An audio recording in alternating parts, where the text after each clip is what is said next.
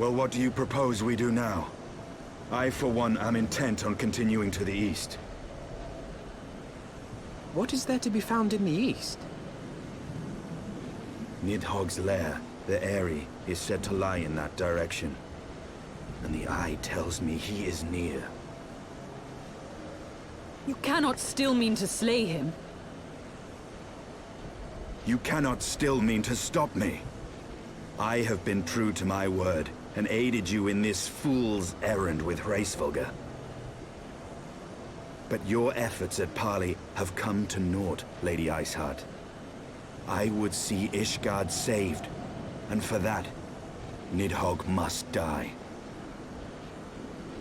With the tale of our ancestors' vile betrayal yet ringing in your ears, you speak of continuing this war? Nay, lady. I would but pierce its vengeful heart. When Nidhogg dies, this war shall die with him. A moment, Estinian.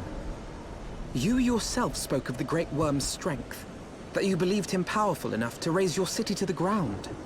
How then are we few to challenge him? Even behind the stout walls of Ishgard, with an army of knights manning the defenses, our victory would be hard won. Yet you propose to contend with the beast in his own lair. In close combat, this will afford us an advantage. And with two Azure Dragoons working in unison, who can say what might be possible? But such speculation is meaningless if we cannot even find the Wyrm. Our first task must be to seek out Nidhogg's lair. The story of this nation grows bloodier by the moment. Must death always be answered with more of the same? Such is the way of things, I fear. I shall consider it a miracle if mine armor is not stained crimson ere this conflict is ended.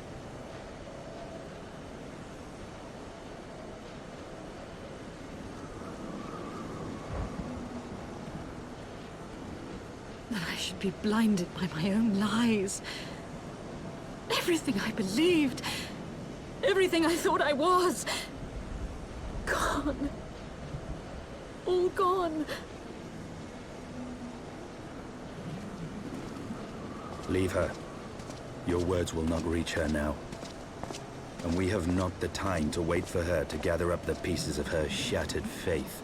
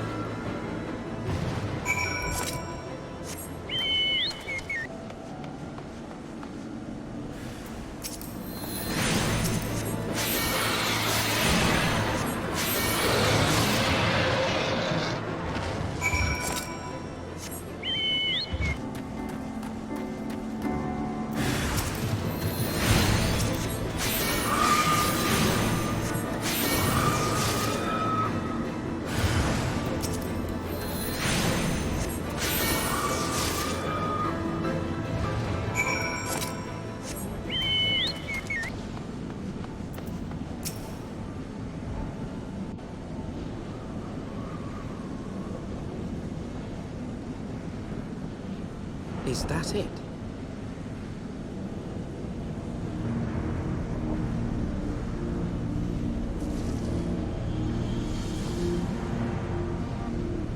Aye, that would be the Aery. I feel Nidhogg's presence through the eye, his caustic hatred gnawing at my soul. 'Twould seem the death of his consort has put him on guard. Mark how he wards his lair with tempestuous winds.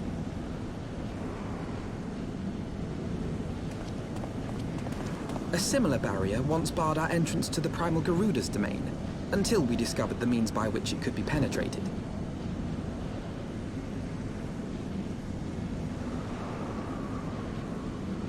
Mayhap it is time we called upon Master Garland. It will be just like the good old days, no?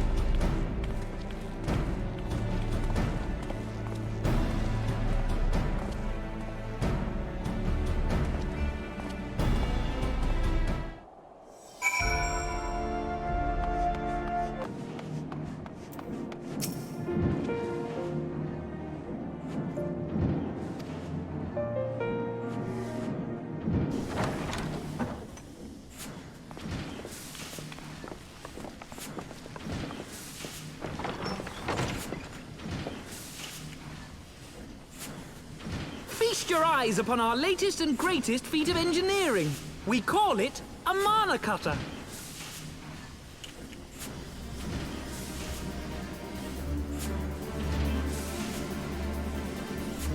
After you put down Gaius, Wedge and me struck out on our own for a bit, and started work on the successor to the tiny Bronco. Impressive little thing, isn't she? My talent for ship design has plainly rubbed off on them.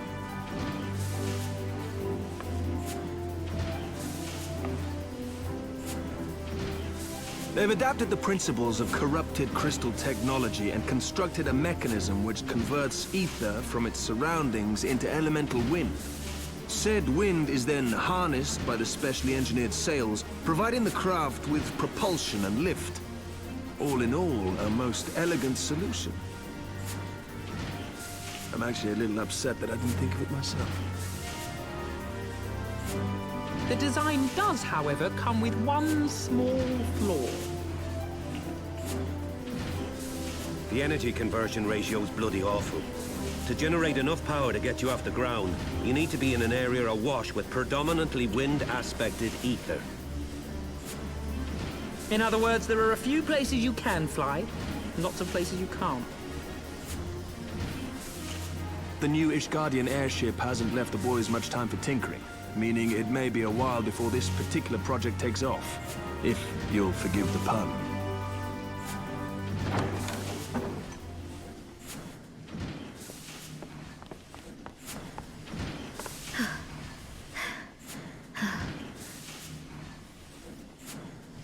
Tataru, what's happened? I've been looking all over for you. There's been word from Ul'dah. It's about Her Grace, the Sultana.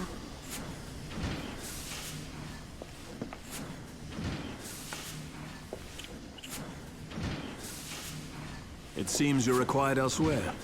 Leave the Mana Cutter with us. We'll see that she's airworthy and suitably equipped to slice through those winds.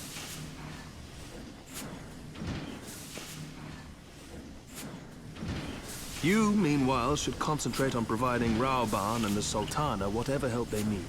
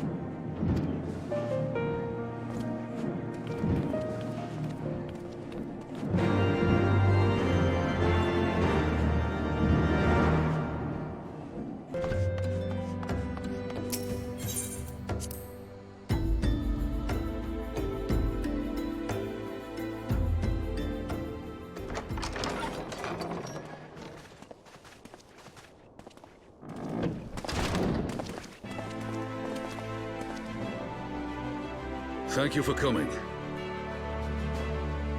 No thanks are necessary, General. I trust your recuperation continues apace. I cannot complain. Thanks to Higiri and her ministrations, I've regained much of the strength I lost during my imprisonment.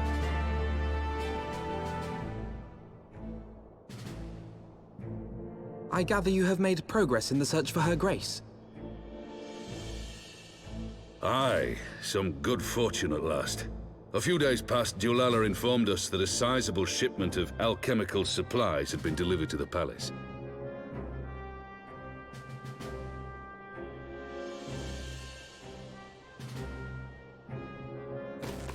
With Papa Shan's assistance, I set out to ascertain the source and nature of the shipment. My inquiries led me to Frondale's frontistery. There, I learned that an order had been placed for a curious substance designed to sustain patients trapped in death-like slumber. An invention of the former head alchemist, apparently. A death-like slumber? This cannot be a coincidence. It lends some weight to Dulala's claims, aye. Her Grace is likely somewhere within the palace, abed but alive.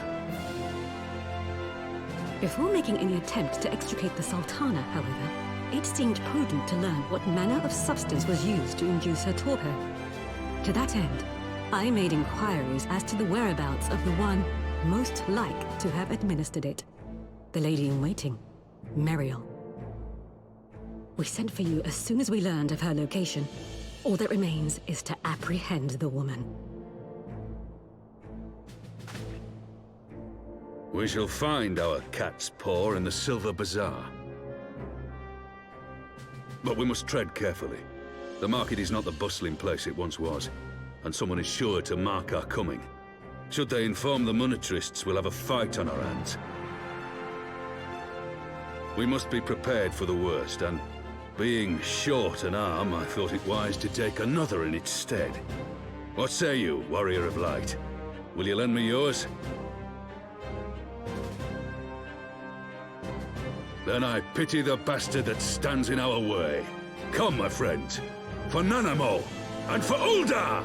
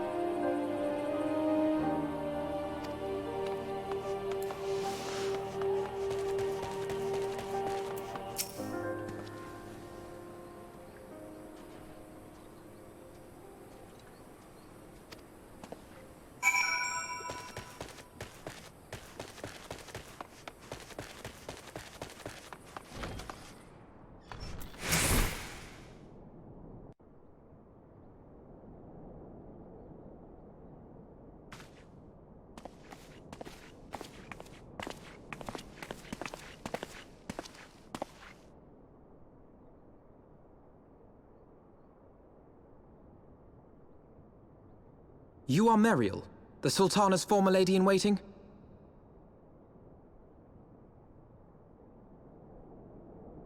I know no one of that name. Pray excuse me.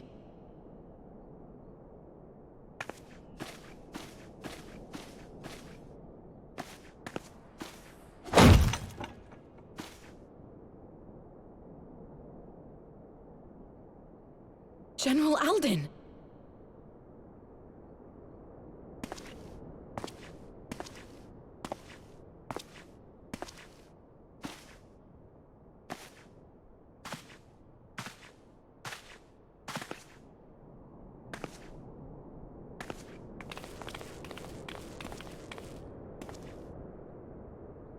We will have the truth from you, girl.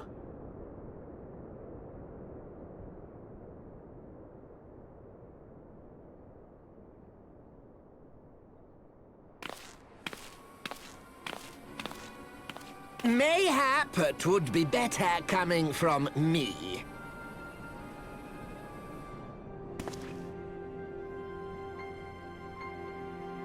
Lonorito, you'd best talk fast. As you know, Teleji Adeleji's Cartano reclamation bill was no more than a facade. A means to get his grubby little hands on that Allagan monstrosity Omega. When he learned of Nanamo's intention to abdicate, however, he was forced to amend his plans. Suddenly, assassination seemed the most promising way to further his ambitions. I am told Teleji had discovered a maid, in whose veins ran the blood of House Thorn. A new, more pliable puppet to sit the throne.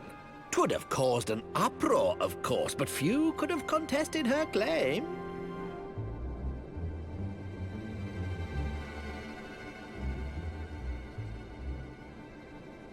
'Twas plain that Telegi's wild machinations had outgrown our ability to control them. So I decided to usurp his scheme and left the fool to seal his own demise. And what of Nanamo? Oh, I have no desire to harm her grace. 'Twould profit me little to destabilize our government. Thus did I employ young Mariel here to administer a potent sleeping potion in place of a poison.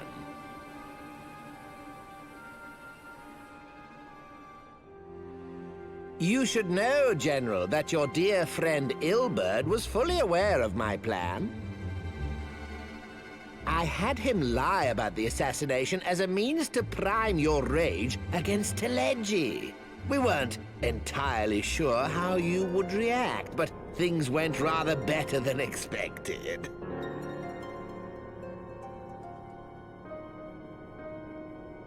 You conniving little worm! You had your claws in the Crystal Braves before their first recruit had sworn to serve! But of course, when a new game begins, 'tis only prudent to have a piece on the board. Ilberd was mine. Truth be told, a significant proportion of the Braves' initial endowment was also mine. With such large sums moving about, 'twas a rather trifling matter to disguise my own contribution.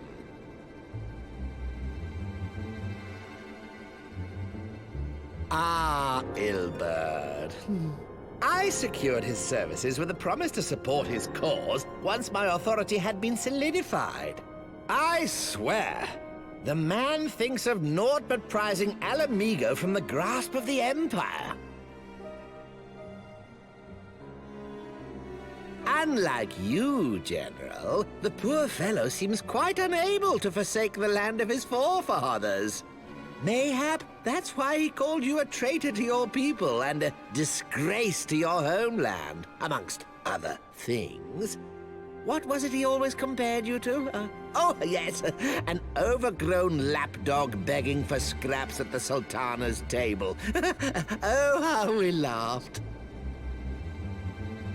Alas, Ilberd's entertaining little outbursts eventually gave way to wearisome tirades, and the zealous brute became rather unruly. I had no wish to see you executed, you understand, but he would not take no for an answer. Rest assured, his employment with me has long since ended. Which brings us neatly to the present. What say you, General? Both you and the Sultana are alive. We have one corpse and one fugitive, and preparations have been made to restore your good name. Shall we cry quits and start again with a blank ledger? The hells we will! Do you honestly expect me to forgive and forget? After all you've done? You're guilty of high treason! Stay your blade, Master Alden. You yourself are not innocent. Or have you forgotten your own crime in executing Telegi Adelegi without trial? Though you acted out of loyalty to the Sultana, such deeds are in violation of both the word and spirit of the law.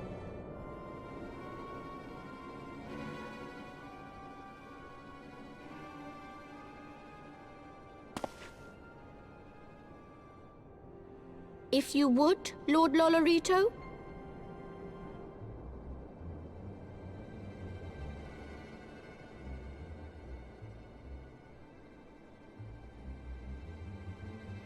This potion will wake the Sultana from her slumber.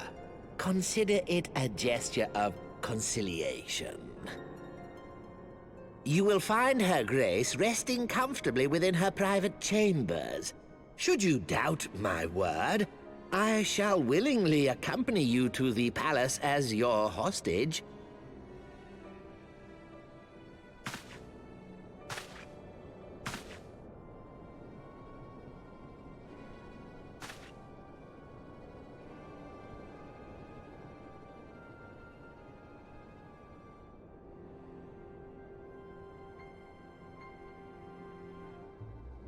I like not your motives, Lolorito. But you saved the Sultana's life, and for that, you have my gratitude.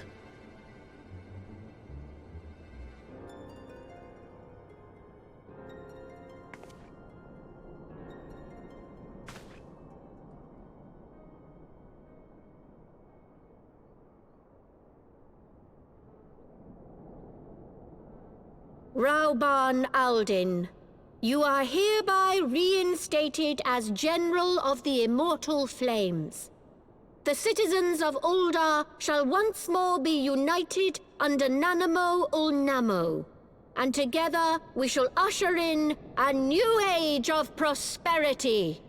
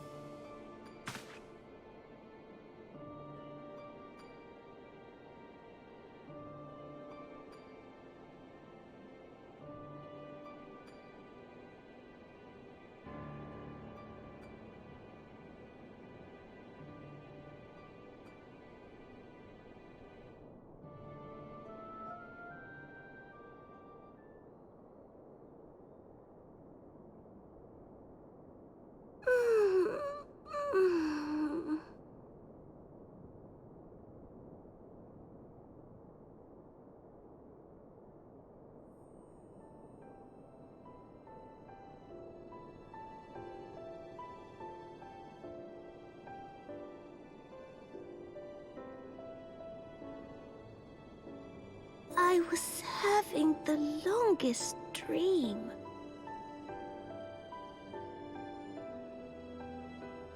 "'Tis time to wake up, Your Grace. Another day begins in Thanalan, and the sun blazes bright upon the sands.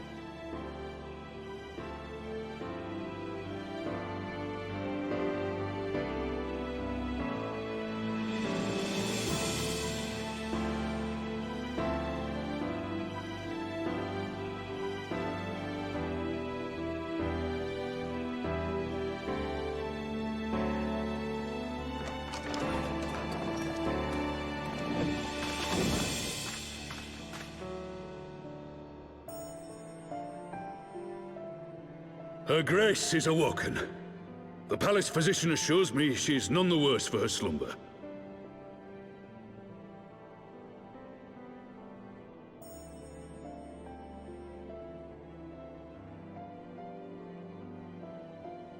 I believe Her Grace will soon resume her plans to place the government of Ul'dah into the hands of its citizens. Whatever path she chooses to take, I shall walk it with her. And we shall tread slowly, lest the nation be unsettled in our wake.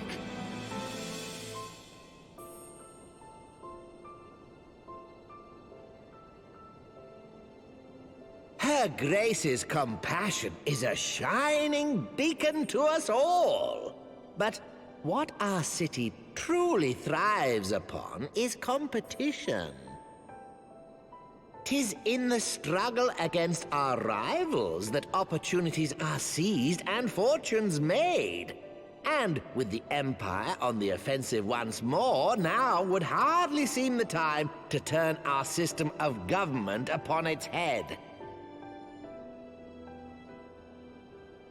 Are you privy to new intelligence, my lord?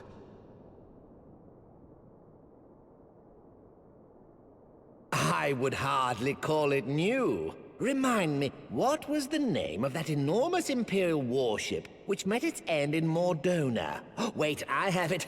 The Agrius, yes, well.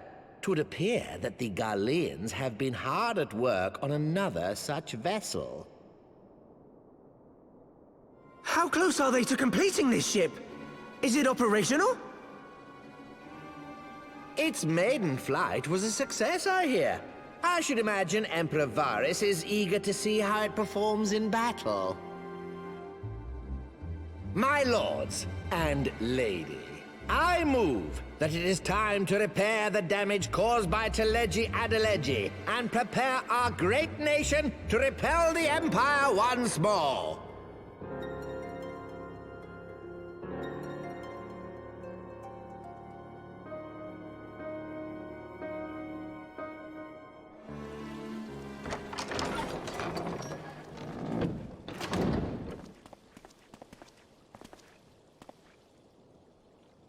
"'Tis well that the Sultana has awoken.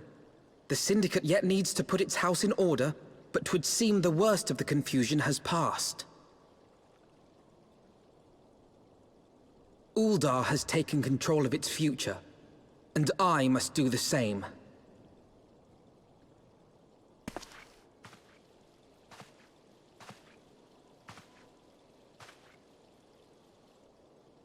I have decided to disband the Crystal Braves. Among the recruits, there were those who supported our Order's goals and convictions with all sincerity. 'Tis my hope that these loyal men and women will choose to remain our allies in the battles to come. As for those who sided with the traitor, Ilberd, they shall be hunted down and held to account for their crimes. It is my earnest hope that they will surrender themselves peaceably when the time comes, though I think it unlikely. Ah, my all-conquering Crystal Braves. The model army meant to pave the way for a single, unified Grand Company of Eorzea. That so high an ideal should be brought so low. I need not tell you how deeply the betrayal stung me. Yet I see now that it was mine own naivety and pride which allowed the Braves to fall prey to corruption.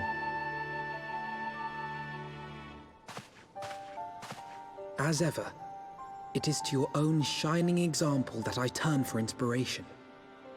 Like you, I mean to stand firm in the face of hardship and give mine all for the cause.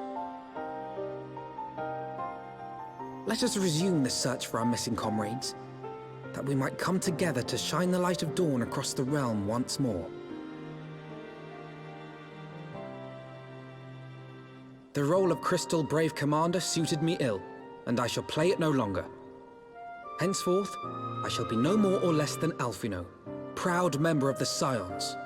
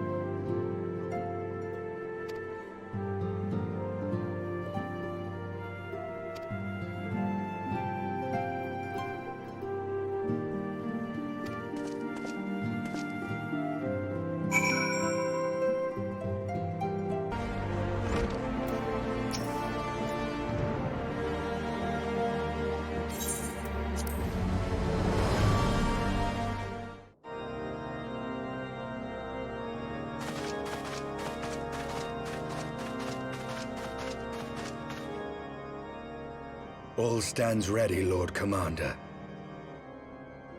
Ah, the moment has come then.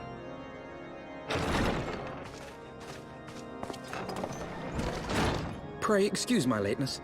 I paid a brief visit to the workshop to inquire about the mana cutters. The engineers assure me that they're ready.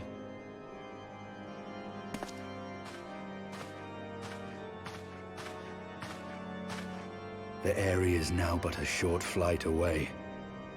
Yet what a long and winding path we took to reach this point. Were it not for Master Alphinaud's proposal, we never would have attempted to parley with the dragons.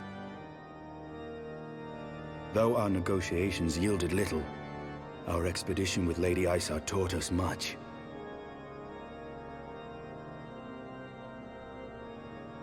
You took an unimaginable risk. I could scarce believe the tale Estinian told. Aye. 'Tis true that many of our countrymen would sooner die than join hands with the heretic's mistress. But 'twas through that most unlikely of alliances that we came to speak with Hraesvelgr. A conversation that went rather poorly, as I recall. In this instance, the journey was more important than the destination. Had we not slain Nidhogg's consort, Tiaman, and put the Great Wyrm on his guard, the Dravanians would have arrived at Ishgard's walls long ago. Aye, that they would. Full grateful am I for every hour of respite your actions have afforded us.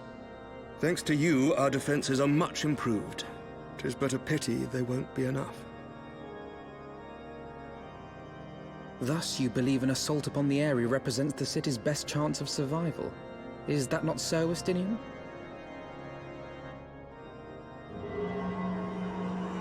I am under no illusions. Nidhogg's might is legendary. But with his eye in my possession, I can stifle his strength at the source. Victory will be hard won, even so. And I shall be glad indeed to have the Warrior of Light at my side. You shall have my blade as well. There are more of these mana cutters to be had, yes? Lord Commander, no! How can I, a proud knight of Ishgard, stand by and do naught while an outsider risks life and limb for our homeland? I swore an oath to protect this city. Pray leave the slaying of dragons to dragoons, Sir Knight. Your duty to command the city's defense is no less vital. Should we fail, and Nidhogg slip through our grasp, who then will hold the walls against him? Will you leave Ishgard in the hands of the Holy Sea's zealots? There are others. Who but you has the authority and the standing to orchestrate a city-wide defense? I do not, and neither does the Warrior of Light. That is why it is our place to fight, and yours to remain here, Lord Commander. What? You too, Master Alphinaud? By the Fury! You have shown some promise, but this adversary is far beyond your skills.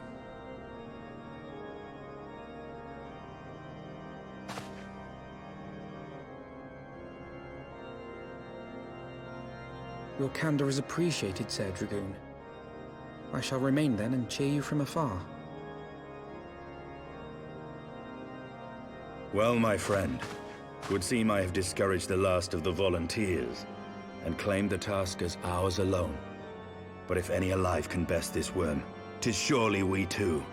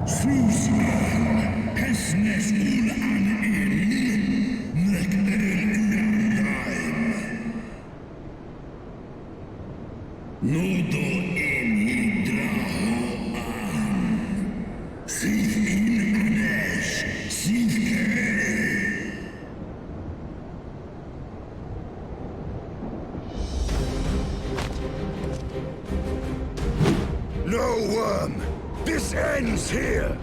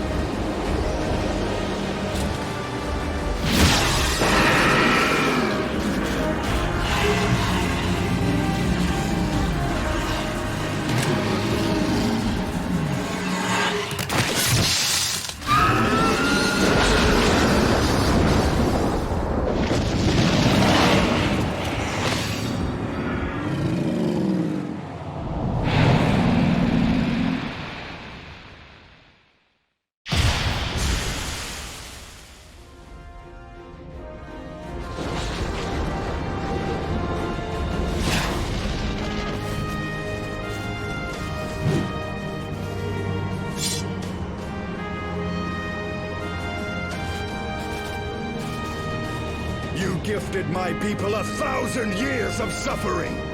Now I gift you an eternity in darkness.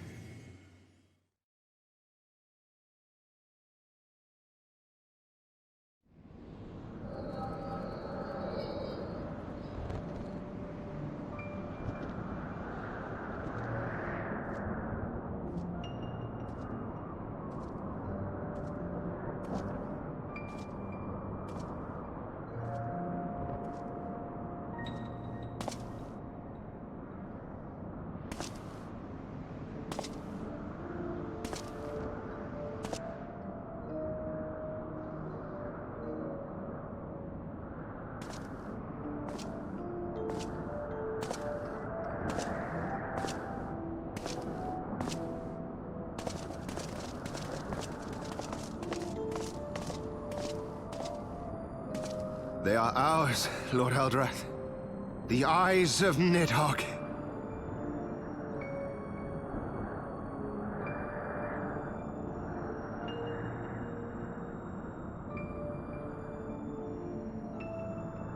Aye. The Wyrm lies broken and my father is avenged. With the wellspring of his vitality thus denied him, Nidhogg shall not linger long in this world. But behold the terrible price we have paid. My sire is dead. So many brother knights slain.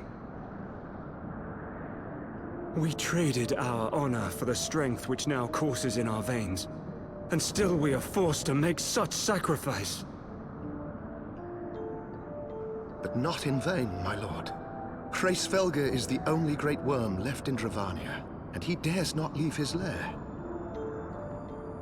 With Nidhogg's eyes in your possession, who now can challenge the might of Ishgard, ascend the throne, and take your rightful place as the ruler of our people?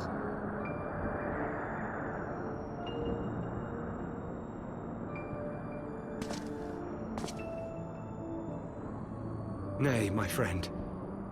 I must forsake the mantle of king.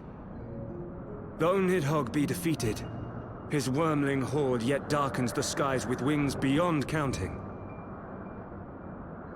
As one who partook of Ratatoska's strength, it shall be my penance to bear a knight's arms until death grants me leave to retire. When that day comes, no prince shall perish, but a hell's-bound hunter of dragons.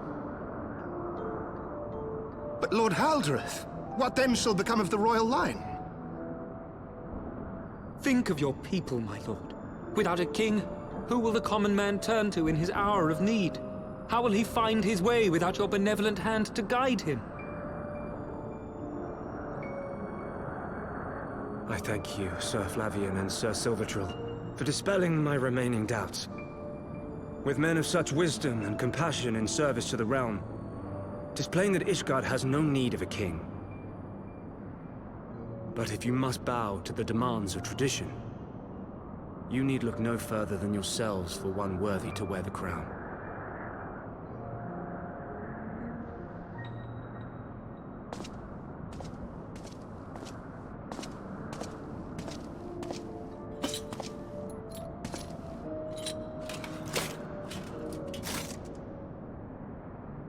Fare thee well, my brother knights, my loyal friends. On these shoulders shall I bear the weight of my father's sins. With this lance shall I repay the debt accrued through our misdeeds.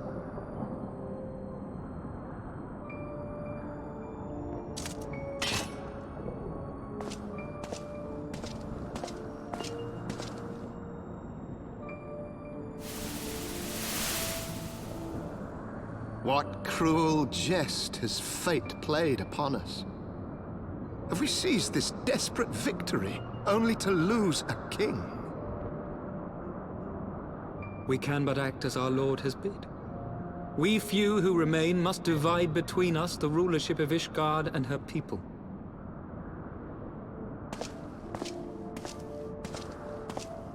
Not I. My oath was to Lord Haldreth, and he alone. If he is not to be king, then I would hang up my shield as well. Will you abandon us too, sir?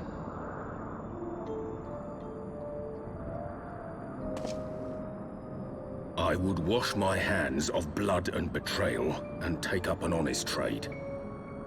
Mayhap I shall serve ale instead of sharpened steel.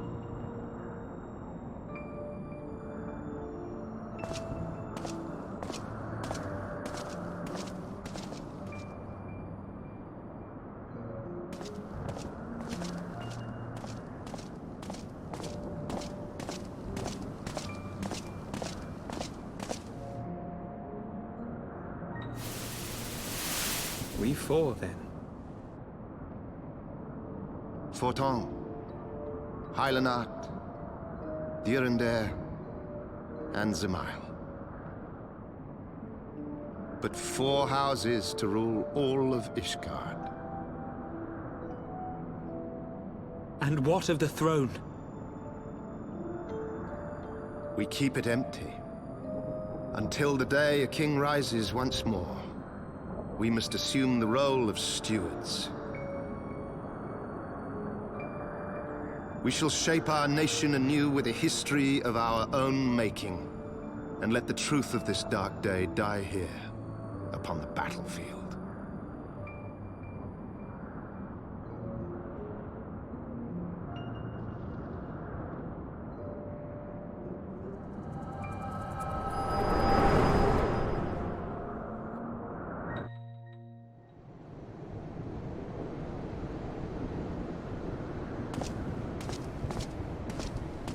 What ails you, friend? Are you wounded?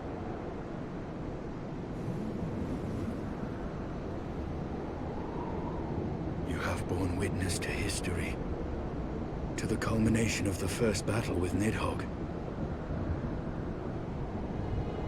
The legend of Ishgard's founding tells that our ancestors were led to the land of Kurthus by the valiant King Thordan.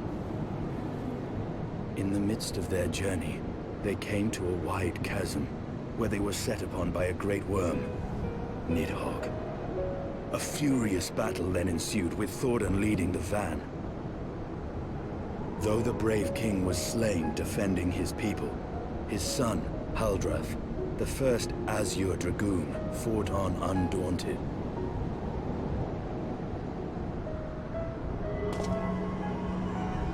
And with a mighty thrust of his lance, he gouged out Nidhogg's eye, forcing the wicked creature into retreat.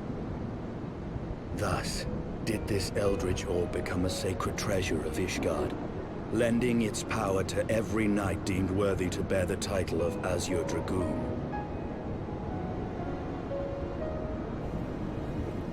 A rousing tale, is it not? Would that I could still believe it. But your vision, which we must accept as immutable truth, leaves no room for doubt, save on one point. If Huldreth took both of Nidhogg's eyes, then how came this eye to be lodged in the Wyrm's skull?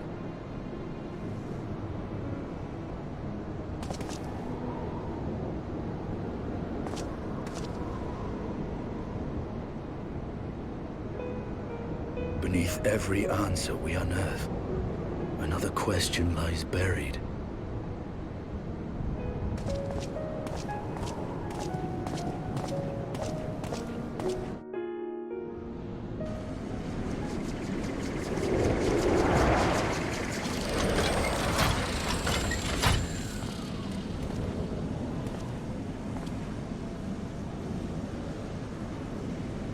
'Twas a fierce battle, but one I knew we would win. Your fame is well deserved, Warrior of Light. Full proud am I to have fought at your side. I would fain return with all swiftness to Ishgard to inform the Lord Commander of our triumph.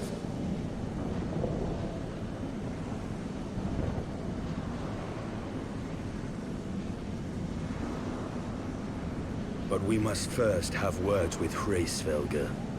There are parts of this tale that the Wyrm has kept from us, and I would know wherefore.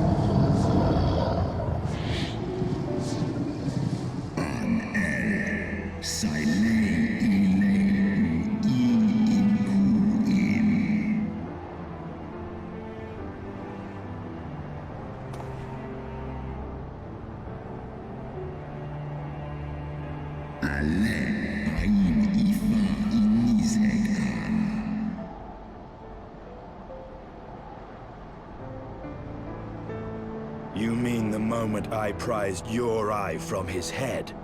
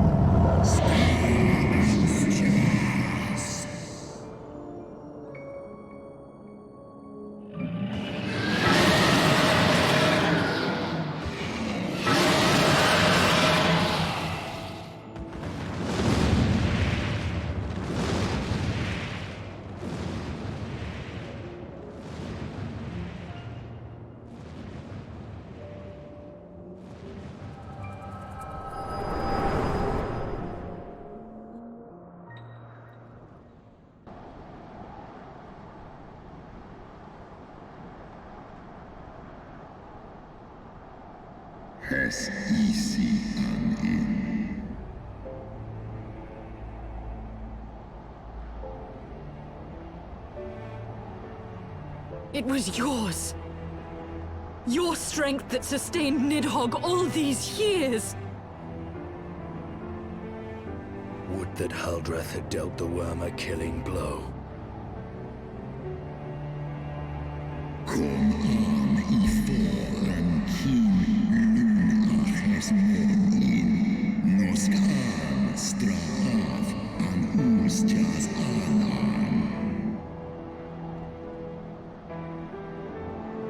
And so you acquiesced. You surrendered your eye to Nidhogg, knowing full well the suffering he would inflict.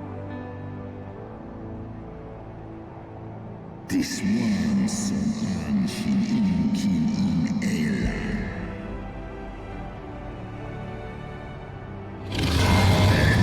Ratan in Esklos Nizeg Lizesk Garan.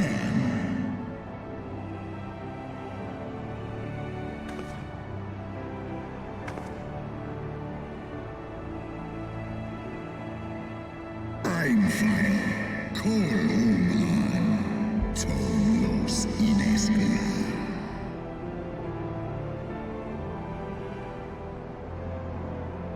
Kas Ehishizo, Sekron Inaan, Srei Snowfall in Sith-Ian.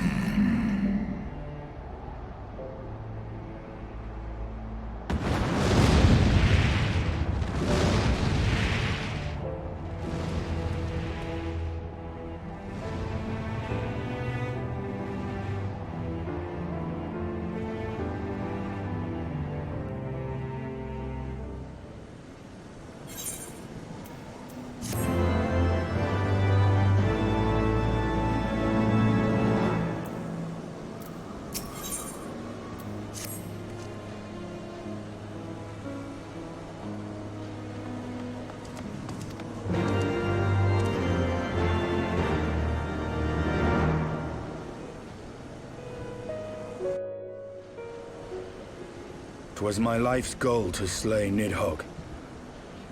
But I find there is little joy to be had in its accomplishment. But you have rid the world of a hate-filled creature, and ended a bloody war in so doing.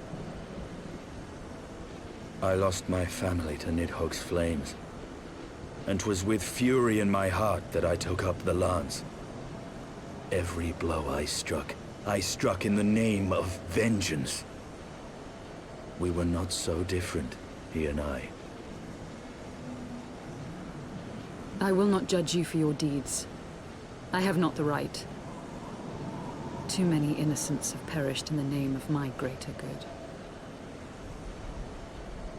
Yet even with all that has passed, the tale is incomplete.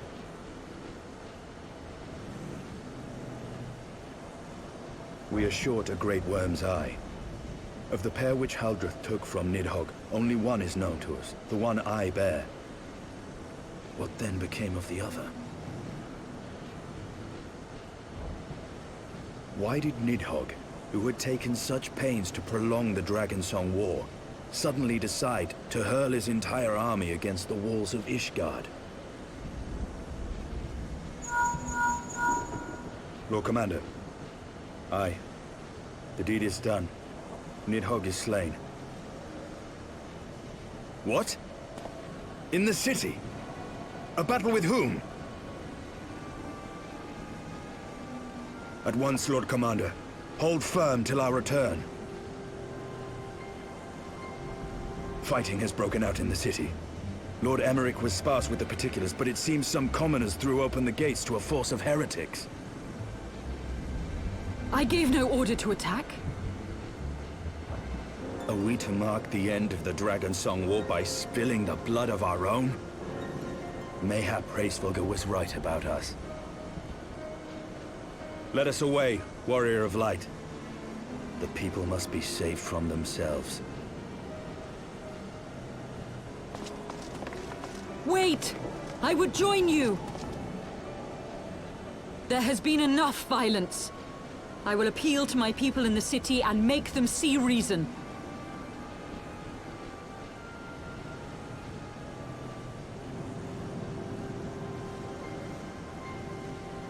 Come then, Lady Iceheart.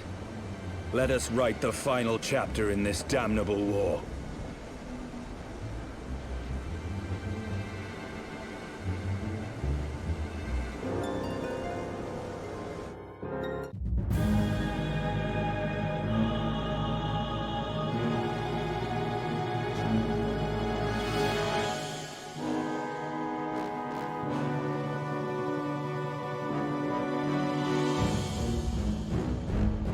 A small army of heretics has invaded the city, Your Eminence.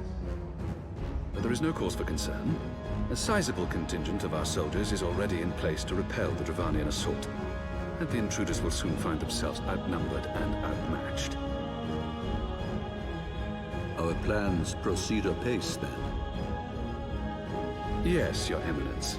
This unrest shall serve to feed the people's fear of the heretics and the dragons both. And lend renewed fervor to their prayers for deliverance. Very good. Grant our guests what time they need to sow a measure of chaos, then order the Temple Knights to crush them. Your will be done.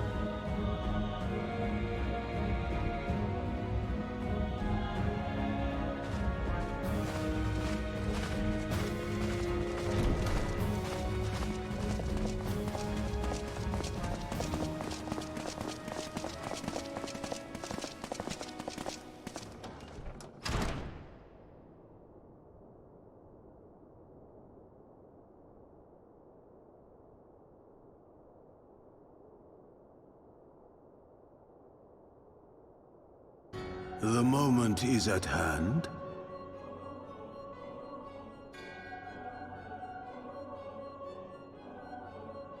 Excellent. All shall soon be in alignment.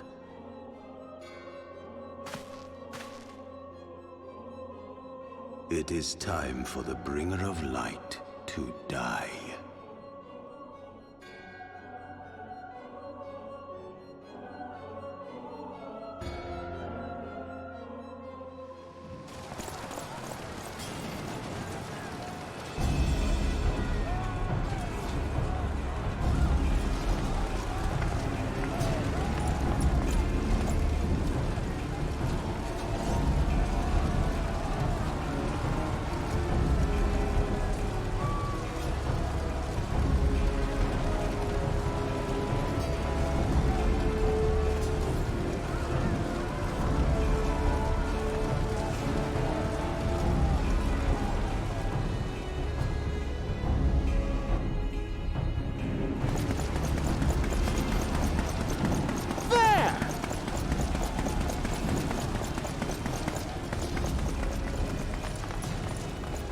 comrades!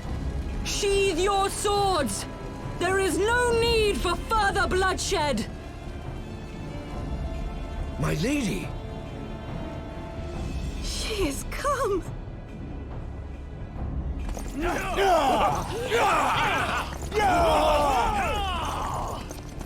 Hear me, brothers and sisters!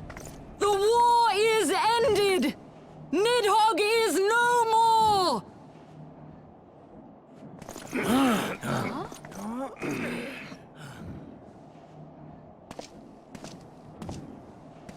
Aye! It is so! This adventurer and the Azure Dragoon laid the great Wyrm low!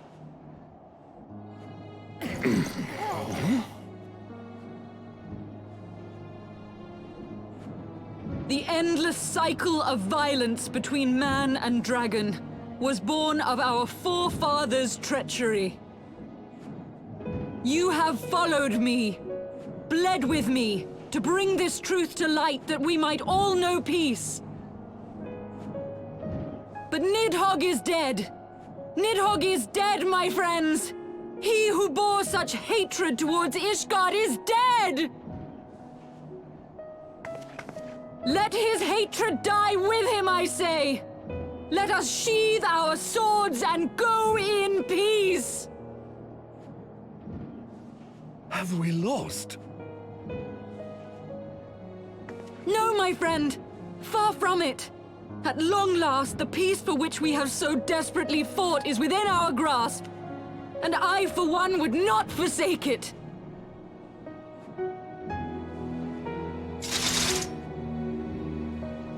Peace?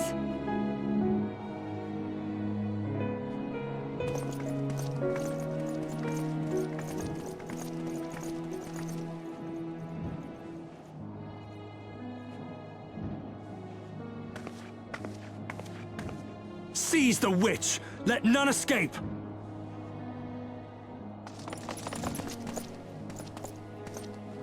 Providing aid and succor to the wounded should be our first concern. If the heretics mean to observe the peace, then it would be folly not to do the same.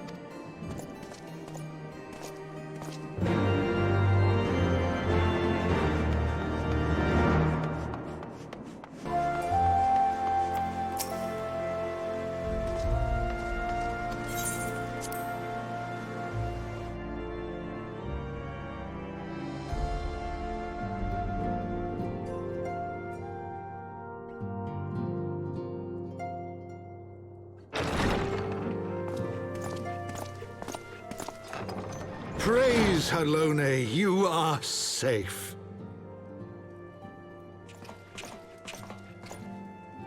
My safety was never in doubt, Father, for I had the Azure Dragoon and the Warrior of Light by my side.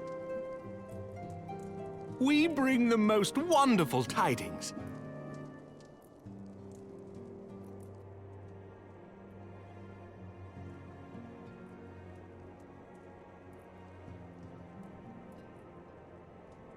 The infamous Lady Iceheart, here in Ishgard? This is most unexpected. She has done much to quell the violence. The Inquisition may not approve, but we are glad of her presence. And with the Great Wyrm's demise, even our nation's more reactionary elements will have scant grounds to press for her immediate impeachment. My thoughts exactly. What of the truth revealed to us by Hraesvelgr? That the origins of the Dragonsong War, a core tenet of Ishgardian faith, are quite unlike those depicted in the scriptures. That men and dragons once lived together in harmony, and that it was man's treachery which shattered the peace and plunged our peoples into war. The same scripture also describes the origins of the High Houses. Were it exposed as false, the legitimacy of our rule would be called into question. If both Highborn and Lowborn can trace their ancestry to Thordan and his Knights 12. But a single sip of dragon's blood is required to confirm their lineage.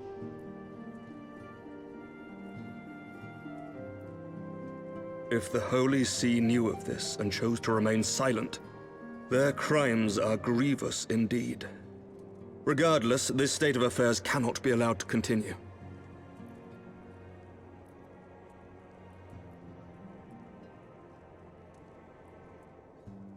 Sir Emeric, you cannot mean to raise this matter with the Archbishop. Pray consider what you are proposing. If the Holy See chose to conceal the truth for centuries, what reason would they have to reveal it now? At best, you will be branded a heretic and clapped in irons. Then at least the Archbishop will have shown his true colors. My friends, this war will never truly be at an end until the truth is made known. You must see what lies on the horizon if it is not. When ruled by fear of a common enemy, we were united. But now we have none. During the war, the Highborn needed men to lead, and the Lowborn men to follow. Not anymore. 'Tis but a matter of time before the old order is called into question. Lady Iceheart will share the truth with her followers, and the Holy See will be powerless to stop its spread. The disenfranchised will rise up united, and blood will flow in the streets once more.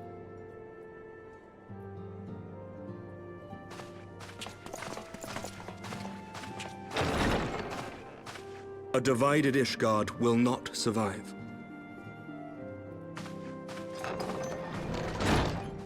Tread carefully, Lord Commander.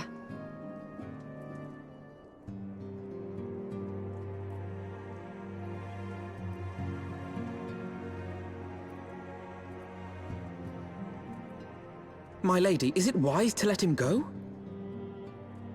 I sympathize with the Lord Commander's desire for reform, but to approach the Archbishop in this manner bespeaks an idealism to which I did not think Sir Emeric prone.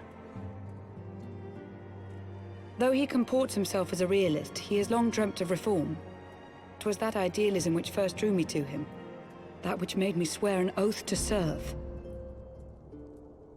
We must not think of ways to hinder his cause, but rather ways to aid it, even should the Holy See cry heresy. You cannot mean... If the Lord Commander does not return from the vault at the appointed hour, I mean to go and fetch him. Have care, my lady. Your words border on treason. Should they reach the wrong ears, you will be declared an enemy of Ishgard. That is a risk I am willing to take. Lest you forget, my lord, I am not born of this land. My loyalty is to the Lord Commander alone. But I speak only of what may come to pass. If the rumors regarding his heritage are to be believed, we have naught to fear.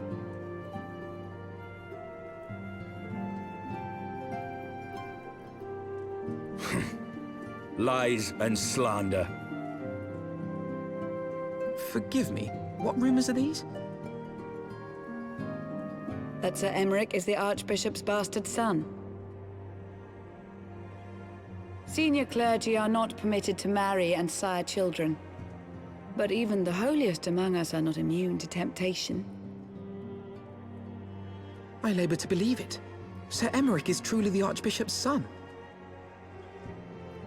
He has never been publicly acknowledged as such, but the rumors have plagued him since childhood.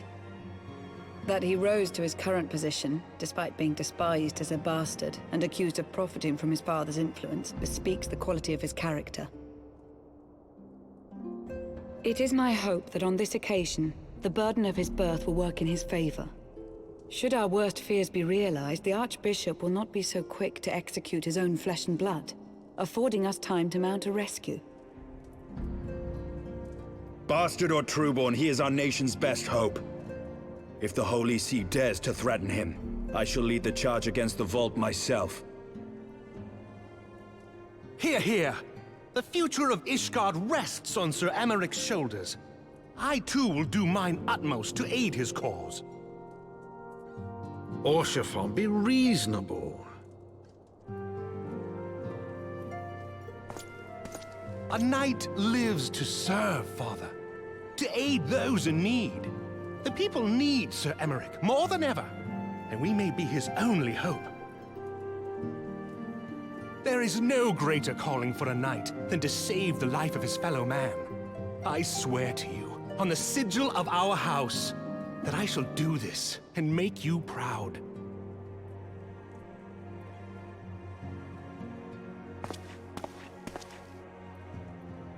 Even you? Romantic, reckless fools, the lot of you. So be it. Make your preparations. I thank you all for your support.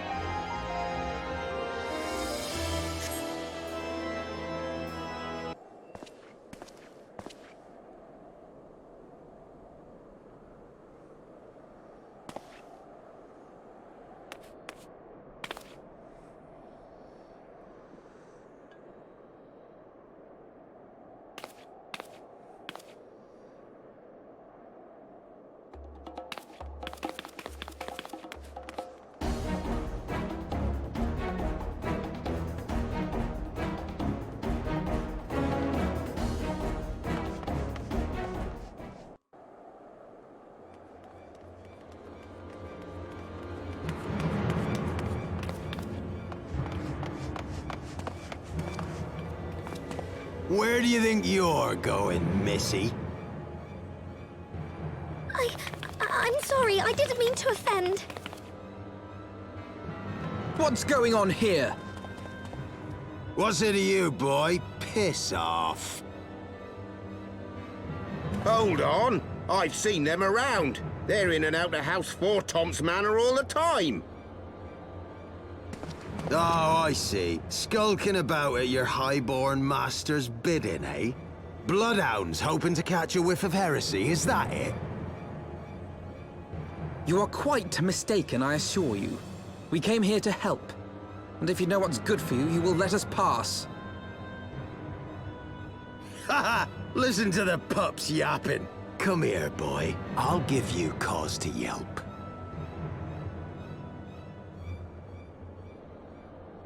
Enough! Leave threatening women and children to our betters. We don't have the knack.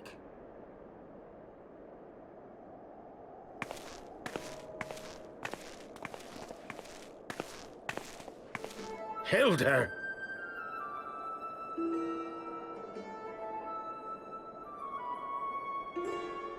Lay a finger on the Blue Blood's pups, and you're like to lose the hand.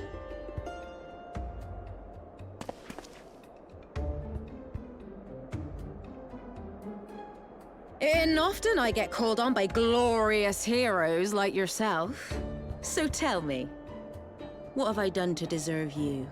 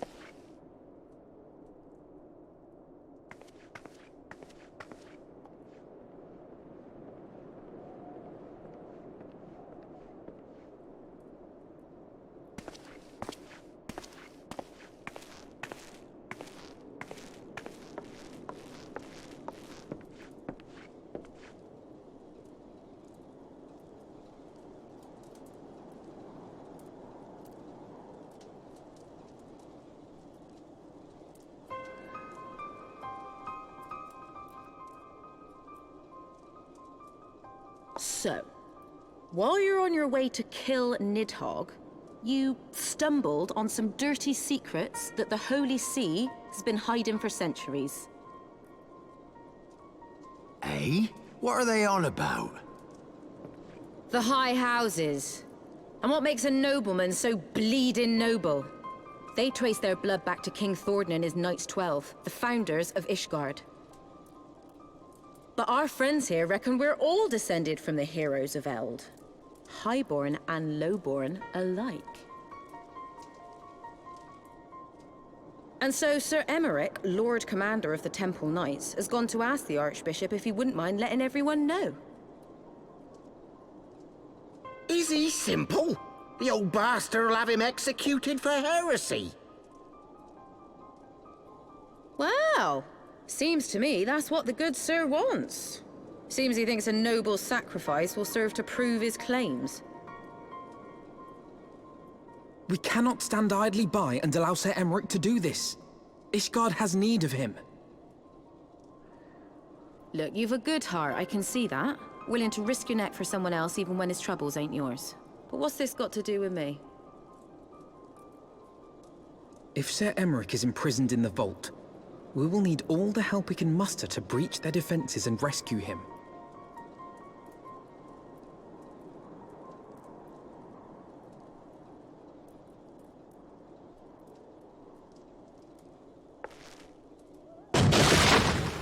in the hells?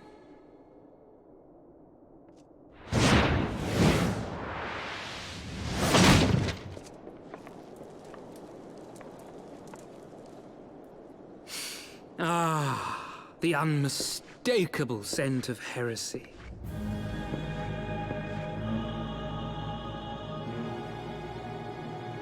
And what do we have here? The honored guests of House Fortom consorting with the Queen of Rats.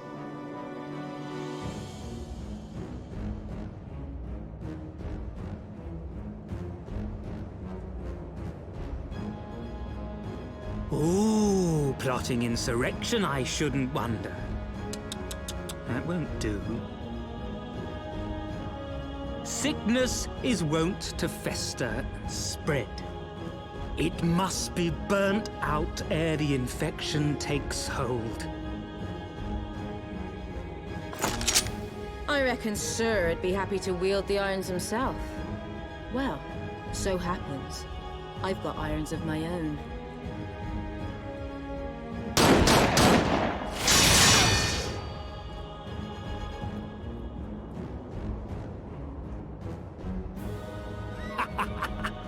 Such simple creatures, rats.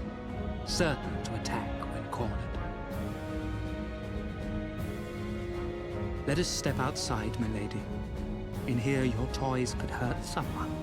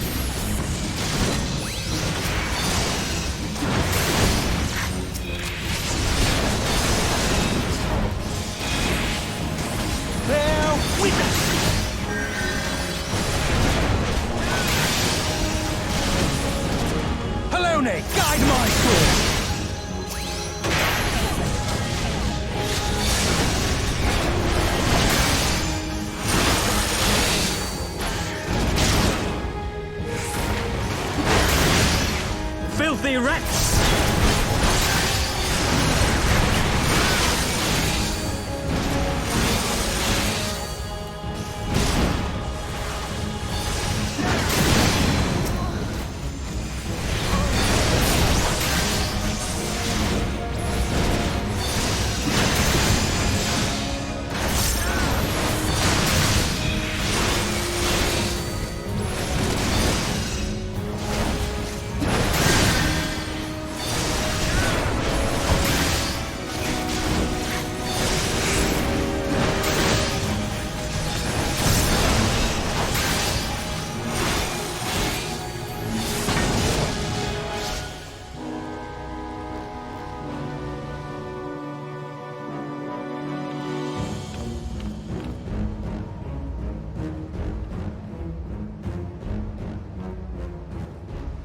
There's no denying your gifts. A well-deserved reputation indeed.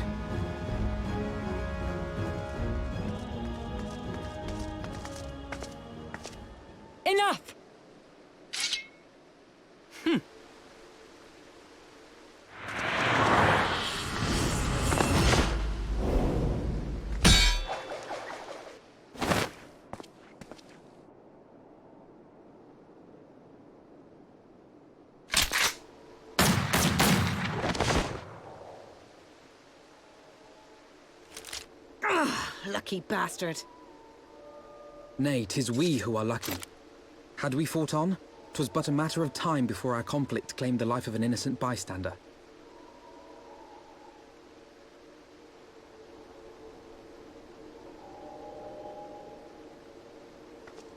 I thought the Heavensward might come here as well.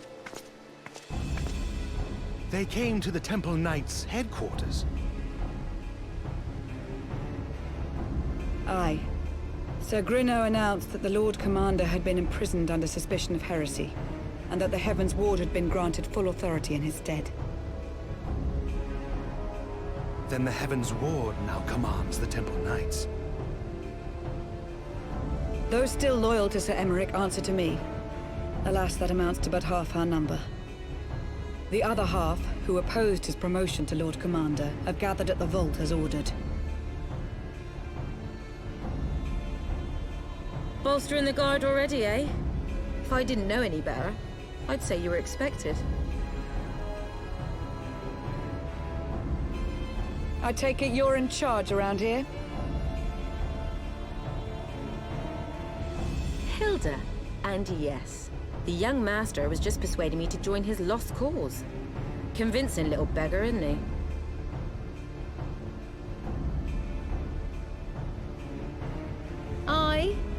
Your passion moved me. A bit. That, and the fact that we're sick of living off the leavings of our betters. If you've a mind to change things around here, then we've a mind to join you.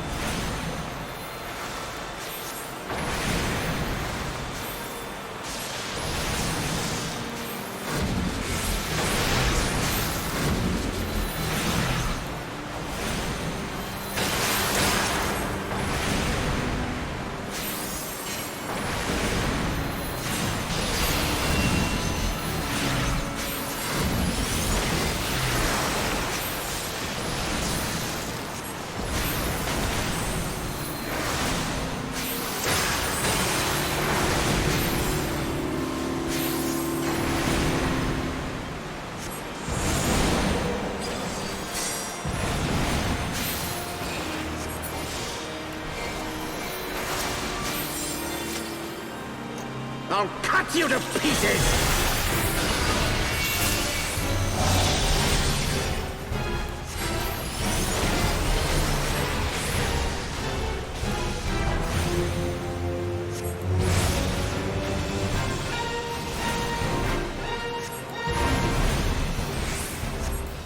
I will not yield to you!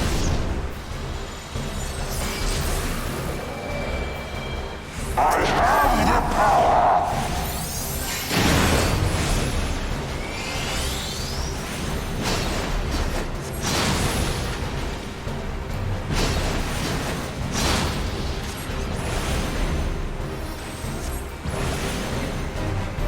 Down with you!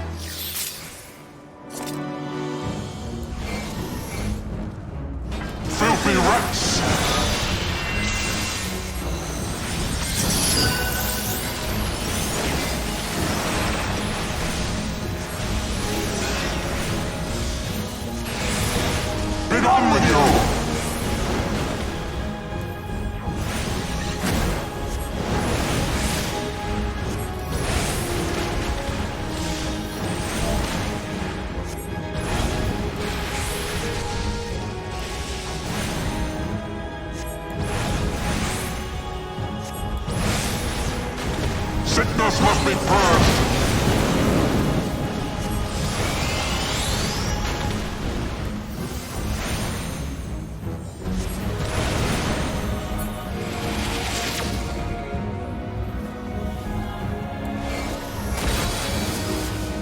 And now the final cut!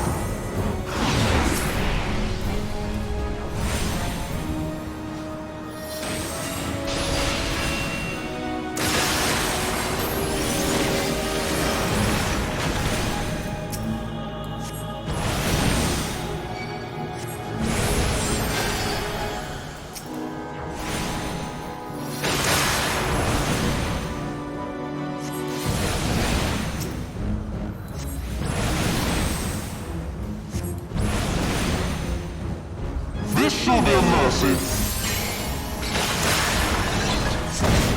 You disgust me.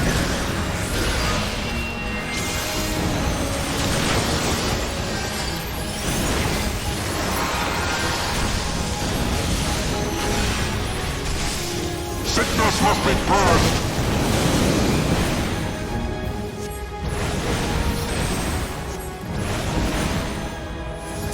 Begone with you!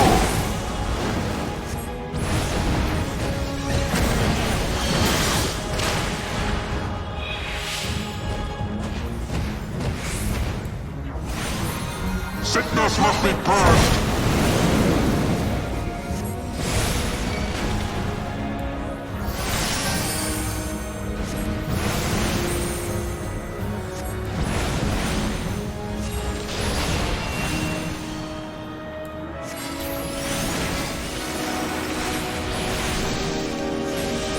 Sickness must be purged!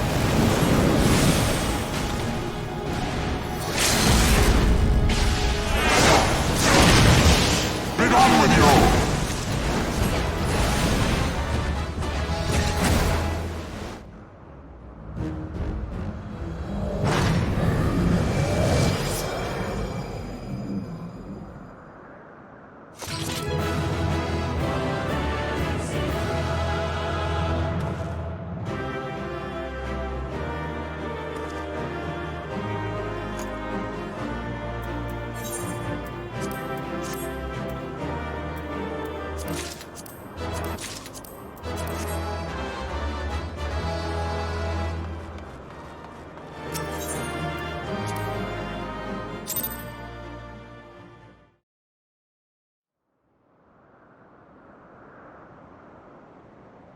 Our power! How can this be?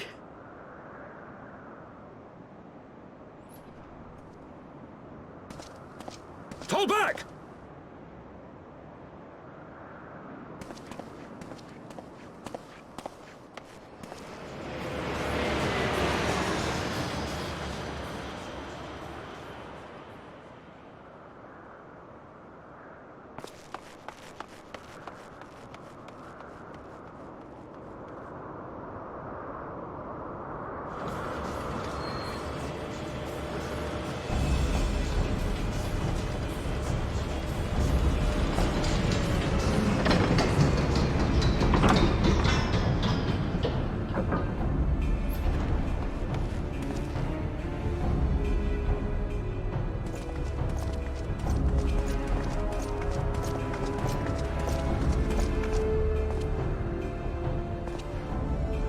Father, please! We were not too late, my friend!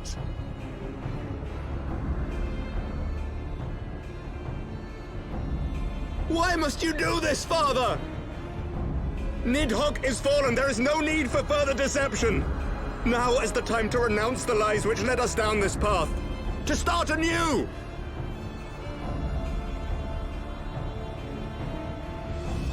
And tear down the very pillars of our society? Our history, our values, everything we have built over 1,000 years? A fool to the last.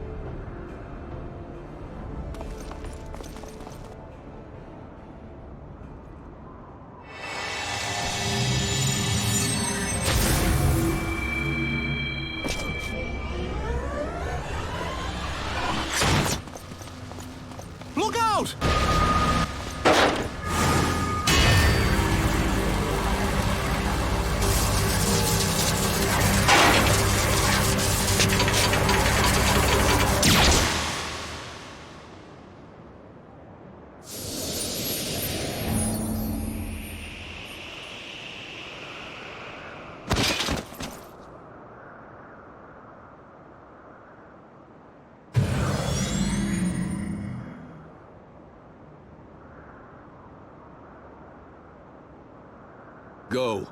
Azizla awaits.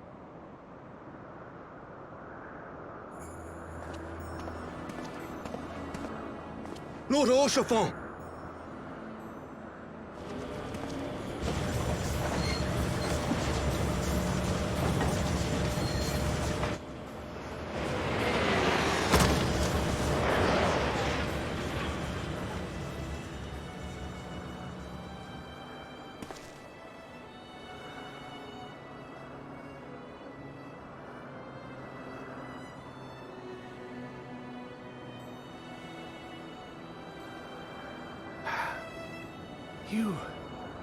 You are unharmed? Forgive me. I could not bear the thought of...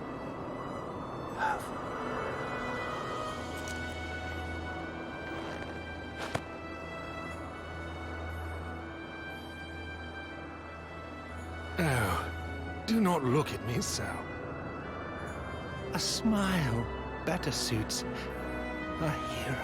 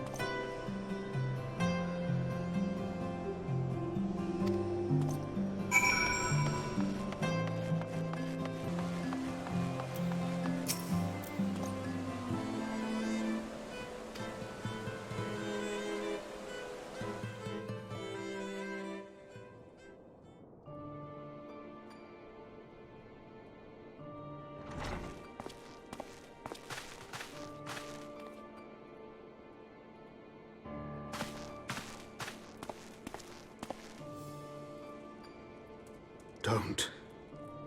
Please. A knight lives to serve, to protect, to sacrifice. There is no greater calling.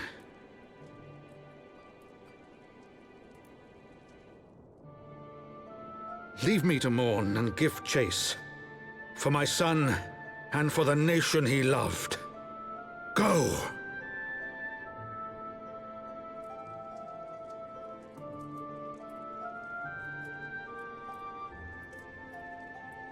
His sacrifice shall not be forgotten. My son.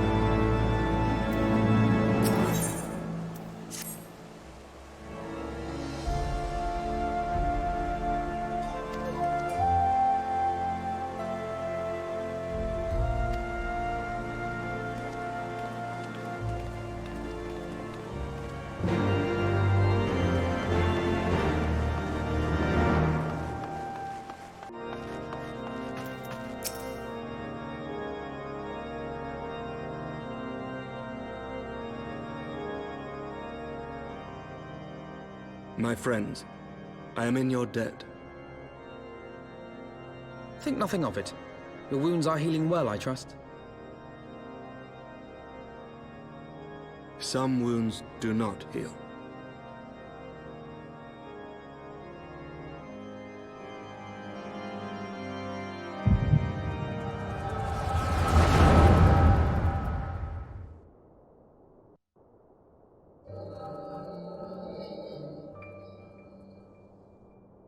The Founding. The Scriptures, 1,000 years of lies, all to deceive the common man. Nay, our own brothers and sisters.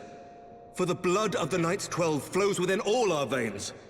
You knew this to be true. You knew, and you concealed it.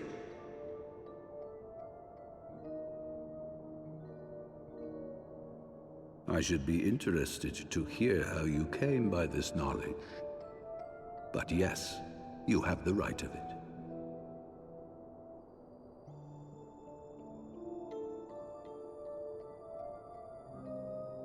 The architects of Ishgard, King Thordan and his Knights 12, entrapped and butchered the great Wyrm, Ratatoskr, that they might partake of her eyes and thereby transcend their mortal limits.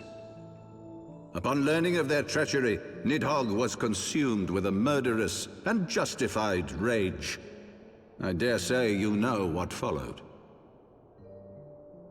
The great Wyrm slew the king and half of his knights. Aye, but Nidhogg was subdued, and his eyes plucked from their sockets by the knights that remained. Their one mistake was to show mercy, for from his brother Hraesvelgr did Nidhogg receive a new eye, thus rejuvenating his form and empowering him to embark upon an eternal quest for vengeance. Whilst Thordan's son Haldreth took one of Nidhogg's eyes and learned to wield its power in defense of his people. Thus was the first Azure Dragoon born, and ever since that time, his honored successors have risen to drive Nidhogg from our lands whenever the Wyrm has returned to plague us.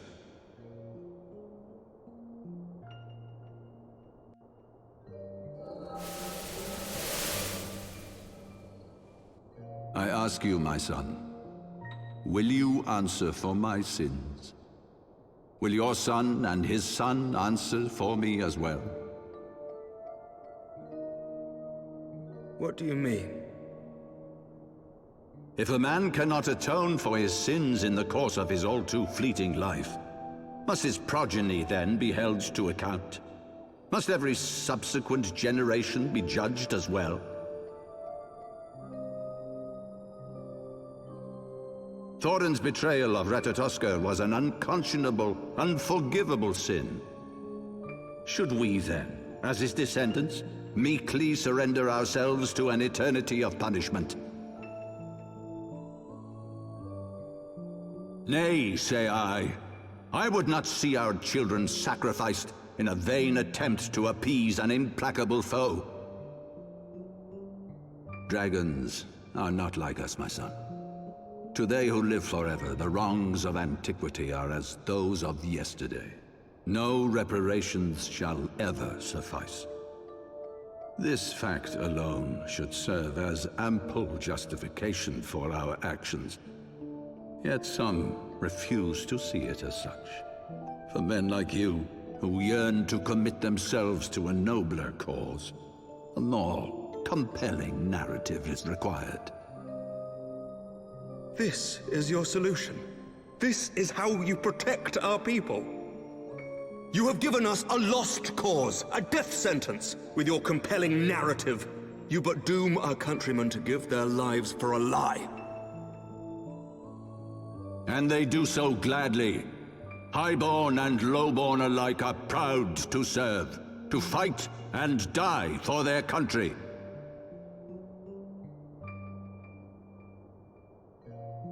And what would you say to them?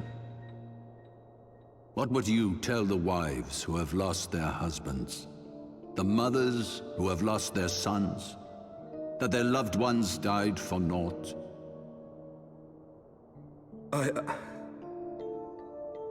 Over the course of 1,000 years, countless men have donned these robes, and every one of them came to accept the necessity of this solution. Once, I hoped you might come to accept it as well.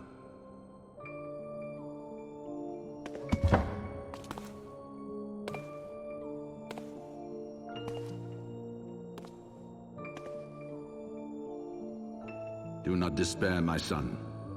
Soon I shall free us from the sins of antiquity, and bring about the change you so fervently desire.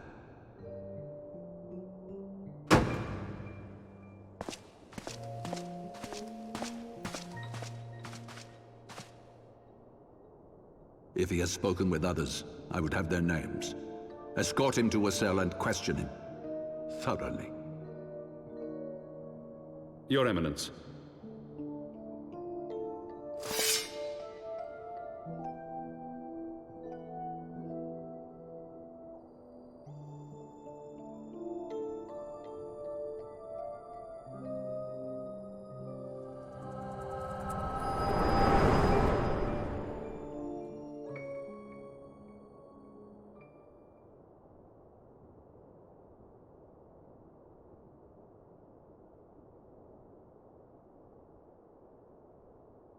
You saw something, did you not? A vision of the past?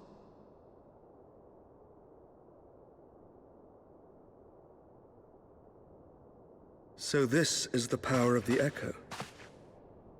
Would that it had shown you a finer moment from my past. 'Twas an exercise in futility, as you saw. Faced with the firmity of his conviction and his many ready rejoinders, my words deserted me. To be frank, I am embarrassed to recall it.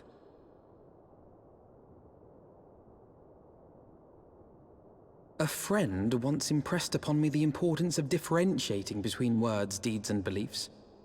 Were he here, I suspect he would judge your father's conviction to be no more than rank, self-serving delusion. Even so, I cannot help but wonder what manner of change he intends to bring about. I have given some thought to that as well. During the battle within the vault, the Heavensward demonstrated strange and unnatural abilities. Aye, the manner in which Sir Zephyrin struck down Lord Haurchefant was unlike anything I've ever seen before. The spectacle called to mind King Thordan and his Knights 12 as they are depicted in scripture, holy powers and all. Mere fabrications, which have become objects of faith, instilled with the belief of countless devoted souls. 7 hells! If Lady Iceheart can use her own body as a vessel for summoning, I see no reason why others could not. Are the Heavensward truly so reckless? Unbelievable! As they fled, my father spoke of Azizla. Though I know not what he intends, I fear no good shall come of it. His ambitions are too great, and his minions too powerful. We must find the Heavensward and stop my father before it is too late.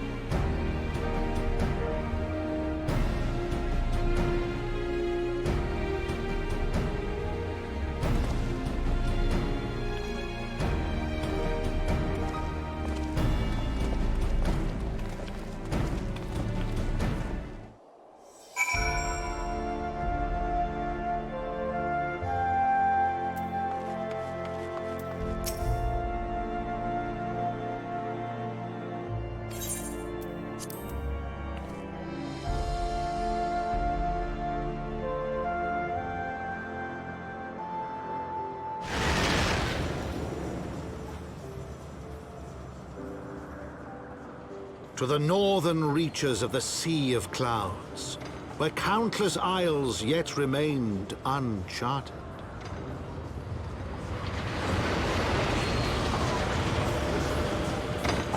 In search of a mysterious land known as Azizlar, and the unmasked villain who sought to claim its secrets.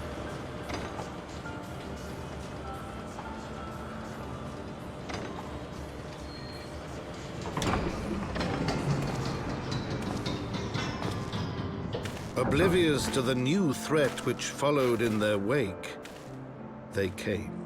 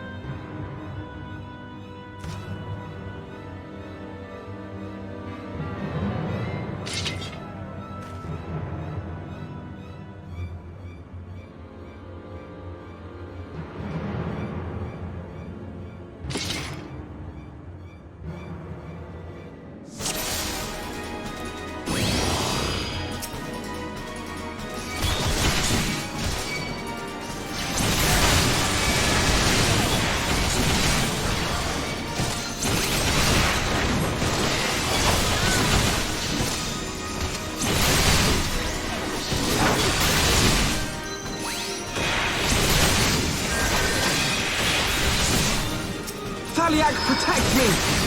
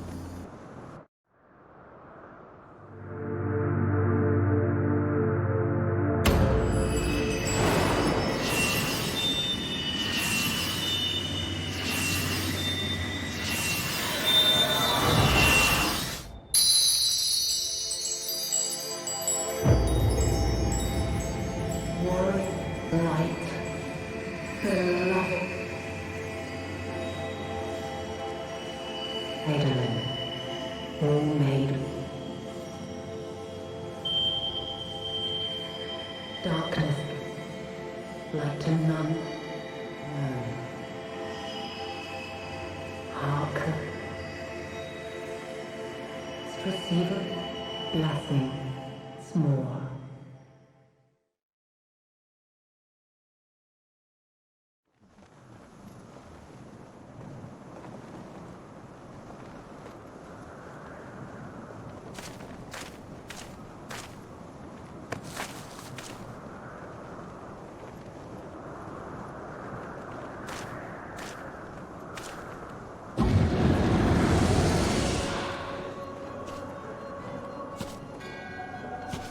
So falls the Lord of Mists, as did all others before him. How many times does this make, Warrior of Light? Ah, how much you have grown, far beyond the limits of mere mortals. He has what we seek.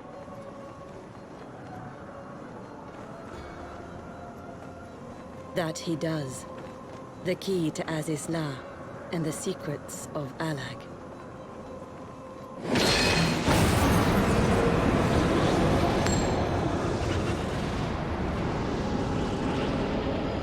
I see you have regained the blessing of light, albeit at a fraction of its former strength.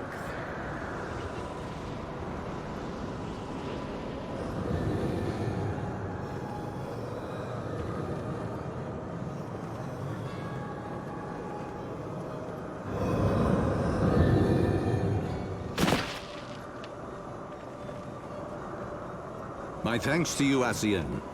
And to you as well, Warrior of Light, for saving us the effort of slaying Bismarck.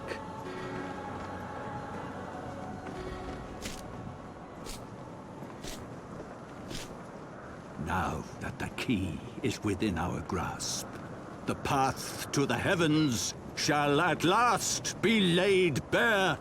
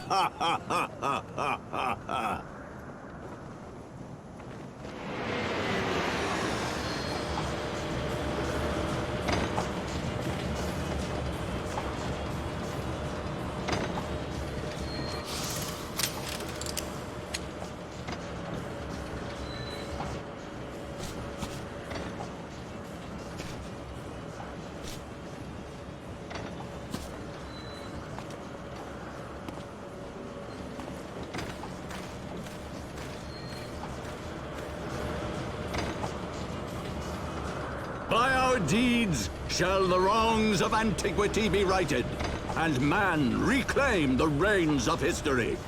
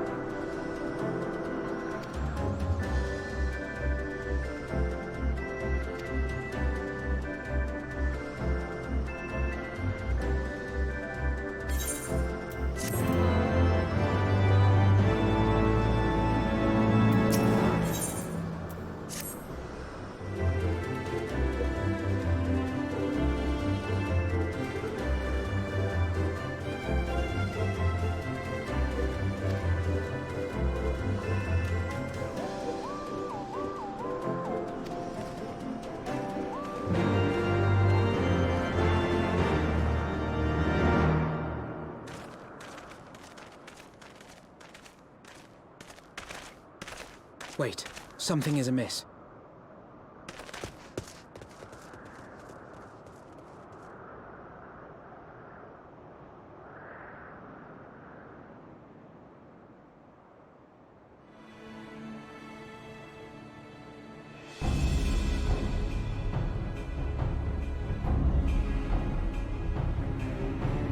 Imperial troops. And they have already secured the area.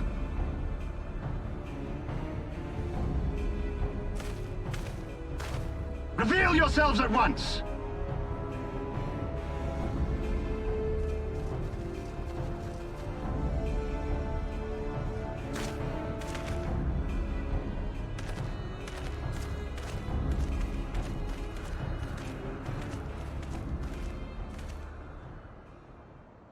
And there I was, expecting more beastmen. Who are you?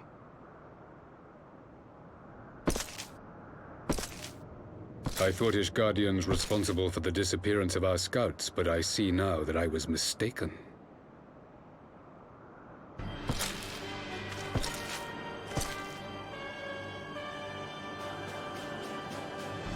Just as Wyrm observed, the Warrior of Light is wont to appear at the most inopportune times. The Warrior of Light? He who bested Van Baelsar? It would seem that the famous hero of Eorzea seeks Azizlar as well. Hardly unexpected.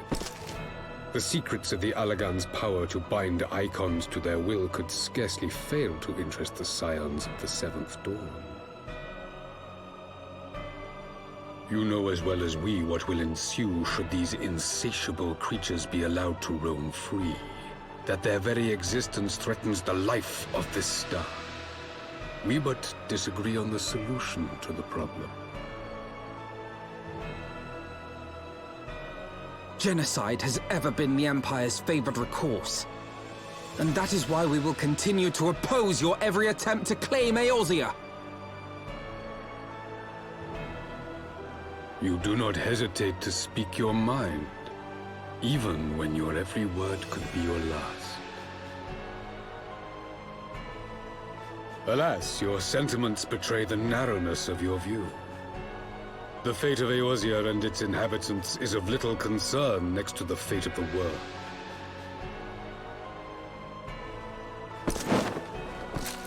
Tis my solemn charge as Emperor to bring the icons to heel. If this requires the extermination of certain elements, then so be it.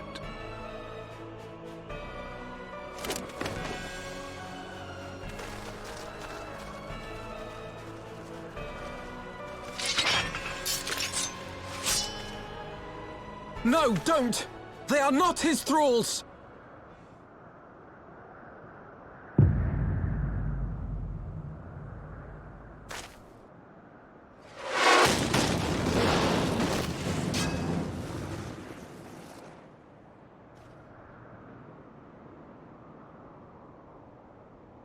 Where did that come from? Take cover!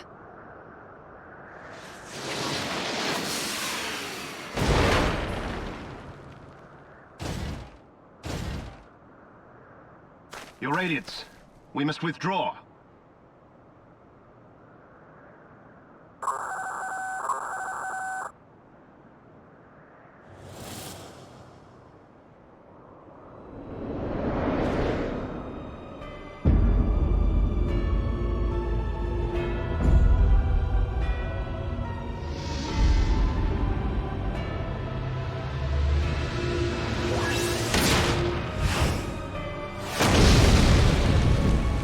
We shall meet again, Warrior of Light. On that you have my word.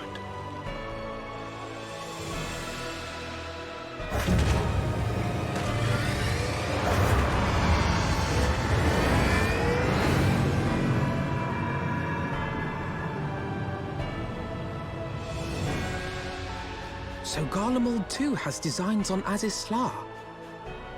But why would the Emperor himself elect to lead the expedition?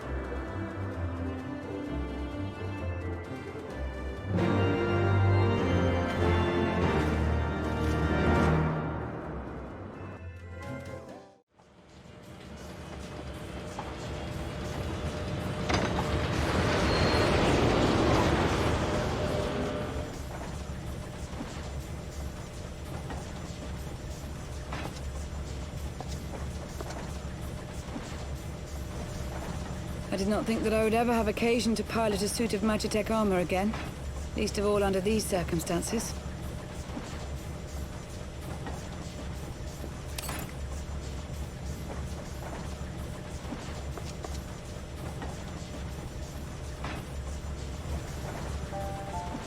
My full name is Lucia Go Junius, and I was born a citizen of Garlemald.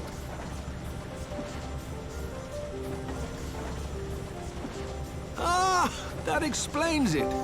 When we first met in Ishgard, I very nearly called you Livia. Livia? Livia Sas Junius? The tribunus who served under Gaius van Baelsar? Aye, she was my sister, though we spent little time together. After our parents were killed in an uprising, we were sent to live in different households, setting us on separate paths. Livia felt at home on the battlefield and chose to become a soldier, while I underwent training to become a spy. Then, Ishgard was... my mission. It was believed that Allagan relics of great worth were stored in the vault, and I was sent to investigate. Though I was given little information at the time, I now suspect I was searching for the key we but recently lost. And then I met Sir Emeric.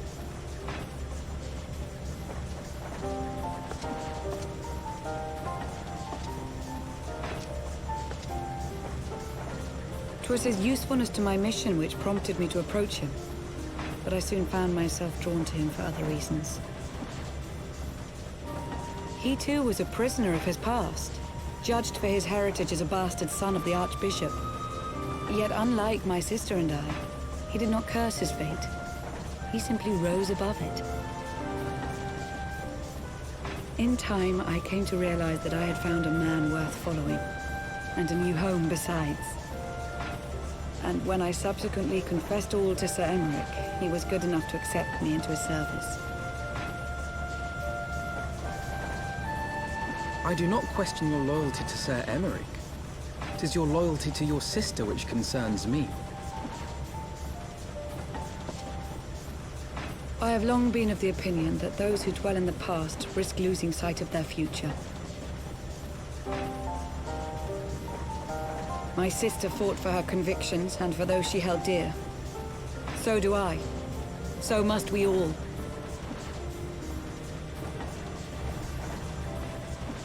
Well, I, for one, am happy to welcome a fellow Garlean to our merry band. Especially one who can make Magitech armor sing.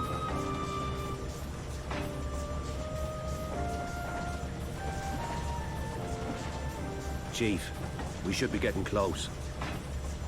Once we break through those clouds, we'll be right where the light was pointing. Right where Az's Lair should be. Hold on, everyone!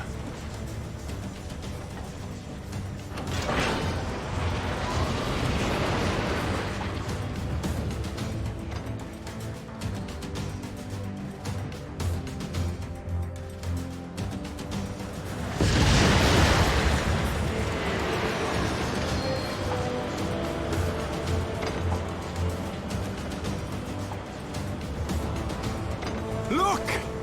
I think that's it!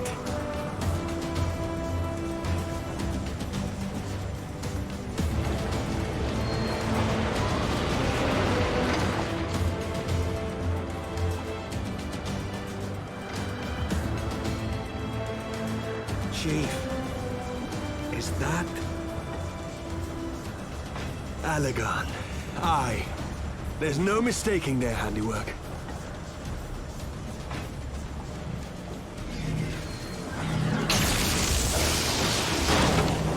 What was that?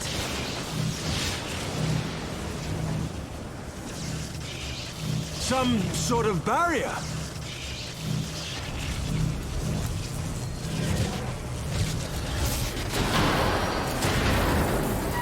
She won't hold, Chief! She's breaking up! I've lost the auxiliary propeller! Sid, it's no use! We must return to Ishgard and find another way! God damn it all! Why do the Allagans always have to make everything so bloody complicated? If we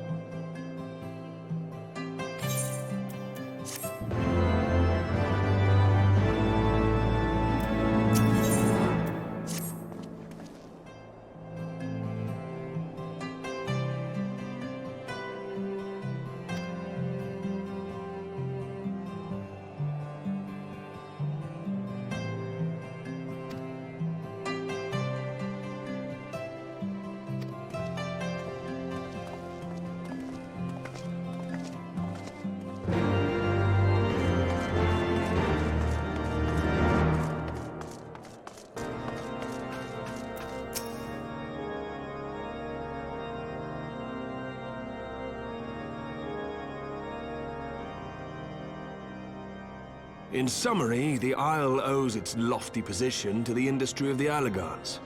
And we can be all but certain that the Archbishop and his cronies are enjoying the view from its top. I see.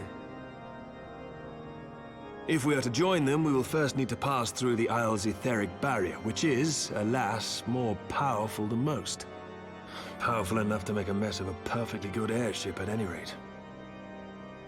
As far as I can gather, the barrier mechanism draws ether from the surrounding environment and polarizes its elemental aspect to produce what is, in effect, a wall of lightning. It seems plain that without the Vanu's key, any attempt to reach the Isle will end in failure. Alas, the key was careless enough to leave without us, and I don't think the Vanu keep a spare. Master Garland, based on your experience, is there no other way that we might breach the barrier?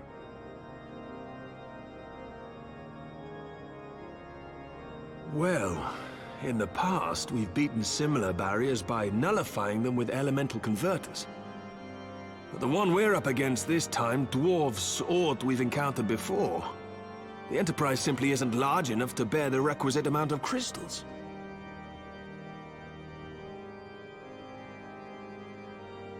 I'm reminded of the quantity needed to nullify Leviathan's command of the sea.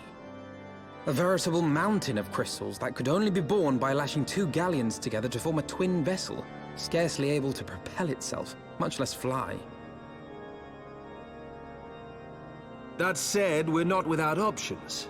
If it isn't feasible to nullify the barrier, we might try piercing it. How? We create a ram of condensed ether and mount it on my ship. There's just one problem. I don't have the faintest idea how to build one. It's going to take a true authority in the field, I reckon. Would that the Archons were still with us. But yesterday evening, I chanced to find Mistress Tataru in unusually high spirits. Assuming I understood her excited ramblings correctly, she has acquired a clue, pointing to the whereabouts of one such individual. An Archon? Truly? Ha! Fortune favors the righteous, eh? Well then, let's not waste any time. While you go and look for our missing friend, I'll work on modifying the Enterprise. Her hull will need reinforcing to bear the punishment, not to mention a mount for the ram. Just you wait, my pretty. By the time I'm finished, you'll be an airship reborn.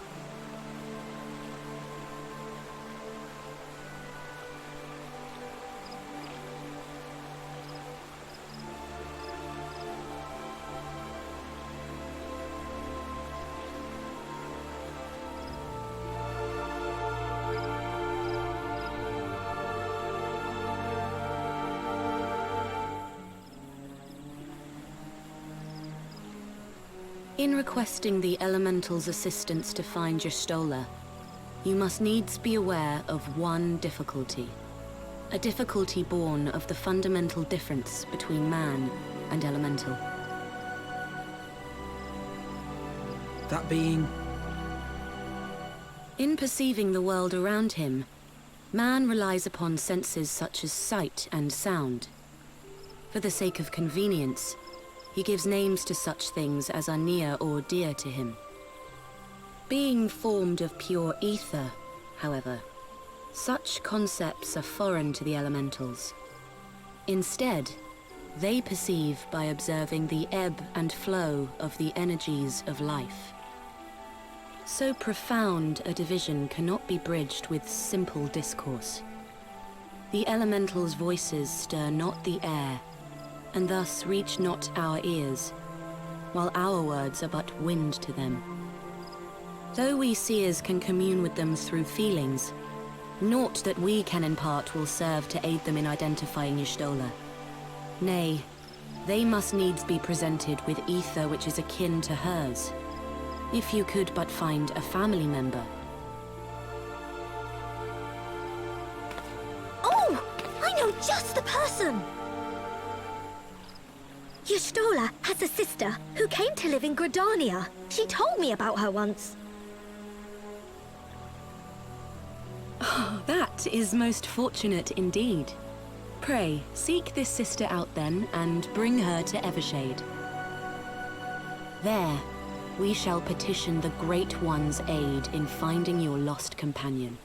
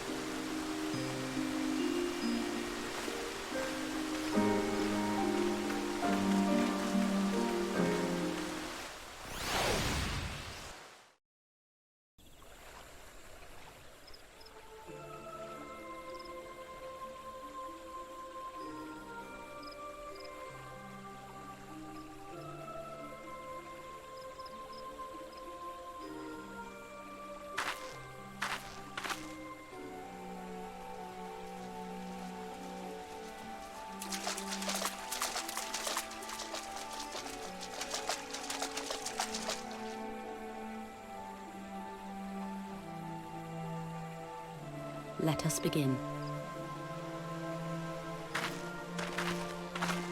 Raya O, Arun, if you would.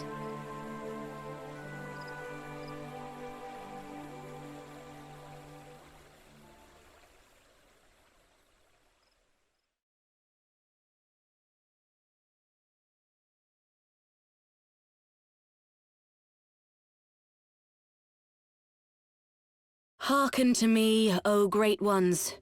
Pray give yourselves to the Lifestream, a drifting soul to find.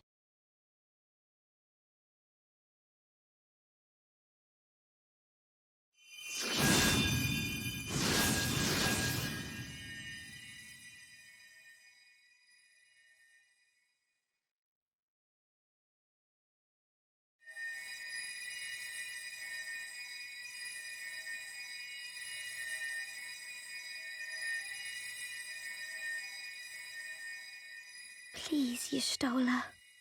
Please come back to us.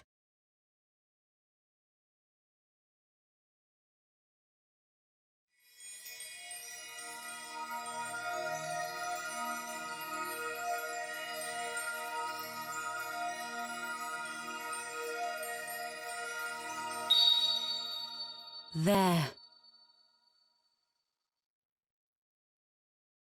Now!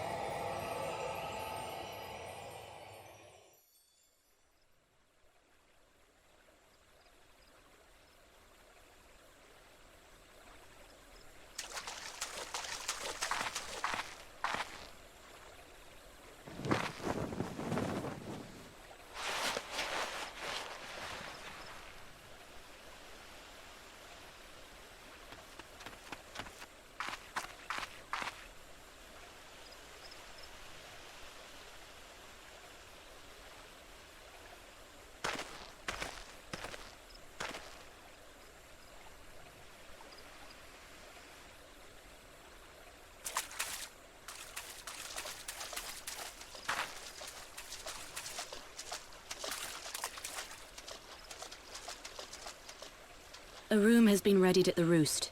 Pray, bear her thither at once.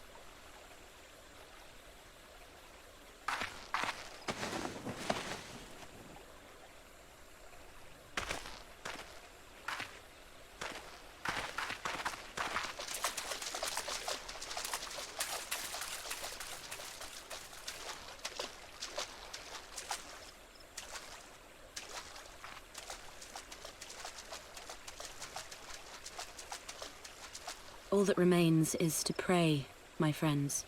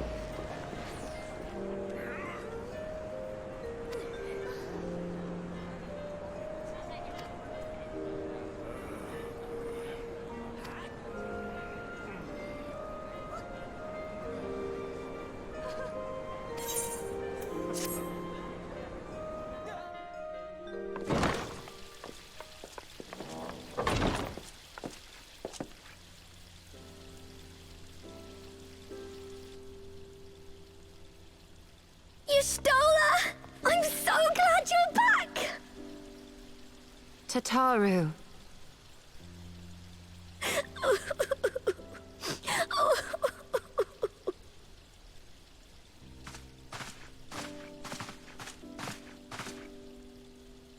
You are safe. Thank the 12.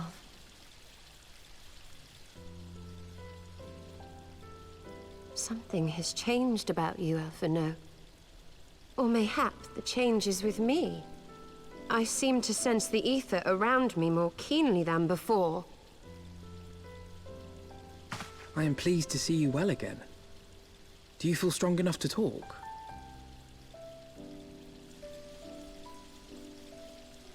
Worry not. I am well enough.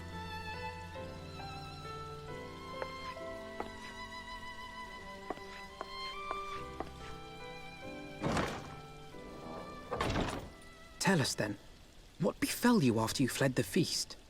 We were told that there had been a tunnel collapse. That was my doing. I brought the tunnel down that you and Minfidia might escape. At the last moment, I invoked a teleportation magic, in hopes of spiriting Thancred away at least. Needless to say, it did not go quite as planned, and I found myself adrift in the Lifestream. The others? Where are they? Did they not escape? They remain unaccounted for. You are the only one we have been able to find. I am truly sorry. It was the Crystal Braves who pursued you that day. My hubris that led to our undoing. No apologies are necessary, Alphino. You are not to blame for what occurred. Know that were our comrades here, they would commend you for keeping the light of hope alive. Don't worry. The others are alive and well, I'm sure of it. We just need to find them. Indeed, Tataru. Let us find our friends and rebuild the Scions. Ha! There is the Alphino I remember. And I feel much the better for his return. 'Tis time I arose.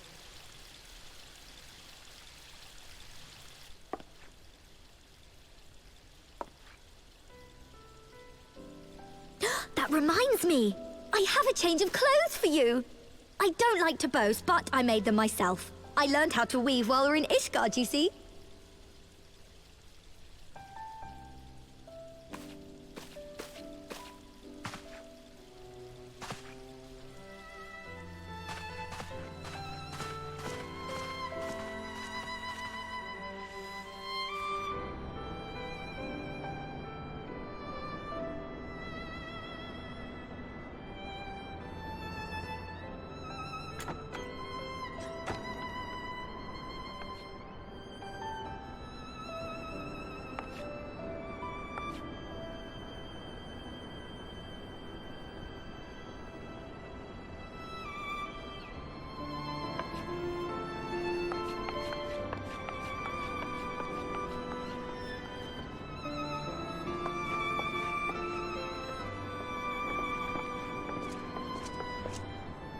Tataru has apprised me of all that took place in the aftermath of the assassination plot.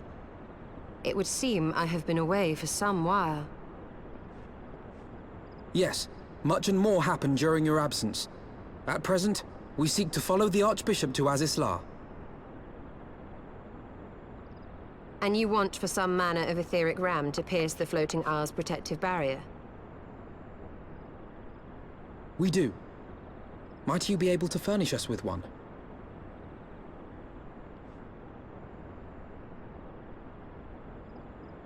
A means to prise open a hole in an Allagan barrier. And one large enough to admit an airship, no less. Nay, I lack the knowledge to devise such a weapon.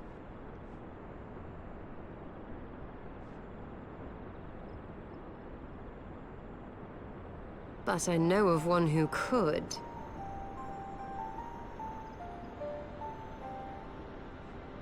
A leading figure in the field of etheric research, and one of the finest scholars ever to grace Sharlayan. Matoya, my former master.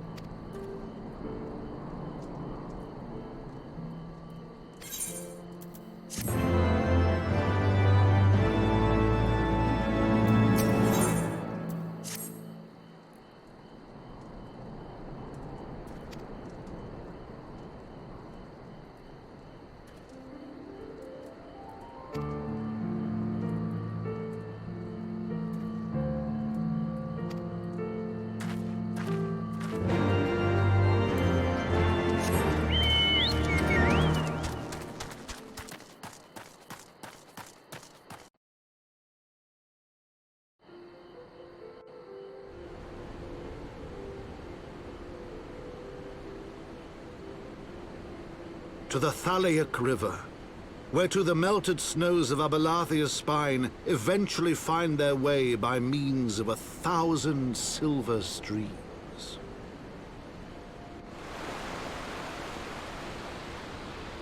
Whose waters have long nourished the Dravanian hinterlands, and so provided for a settlement of learned souls from across the northern seas. To the city of Sharlayan, that great seat of knowledge now abandoned by her keepers, they came.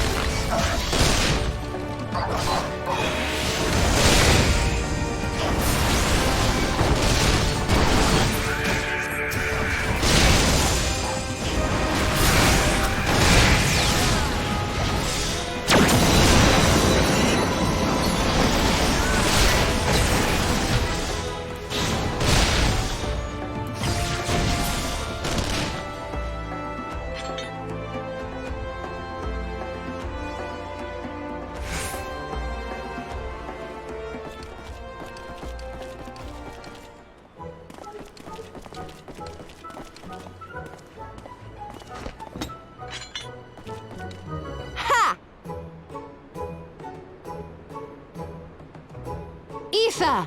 To me! Have at you!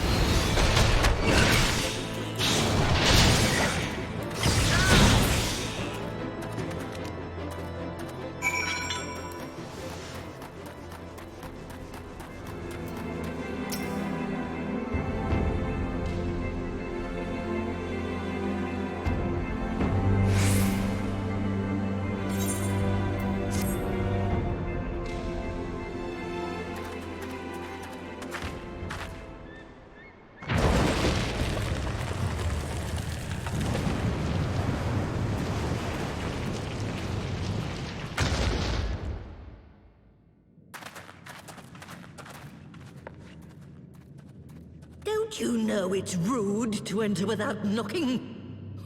The youth of today. No manners at all.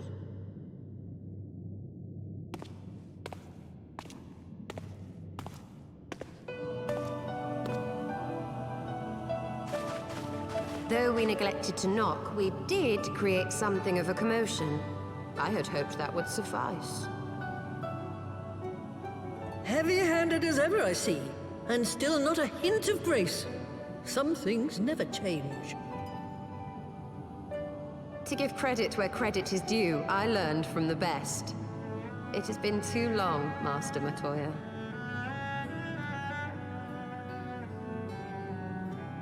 Indeed it has. Oh, it's good to see you again, my girl. And with your fiery spirit unquenched. But look at you, all grown up and womanly. The one there in the fancy duds, that's Louis Soir's granddaughter, I take it? Grandson, begging your pardons. You knew my grandfather, my lady. Knew him? Ha! We were constantly at each other's throats, like rabid dogs we were. Oh, he was a stubborn bugger, was your grandfather. Never a dull moment when he was around, though, I'll give him that. As for you, boy, I've known you since you were a rosy-cheeked babe at the teat. And my sister too, I gather. May I say what an honor it is to meet you again, my lady? Spare me the hollow pleasantries, boy. I'll wager my remaining good teeth you didn't come to a forgotten corner of Eorzea to flirt with a wrinkly old woman. Now out with it. What is it you need of me?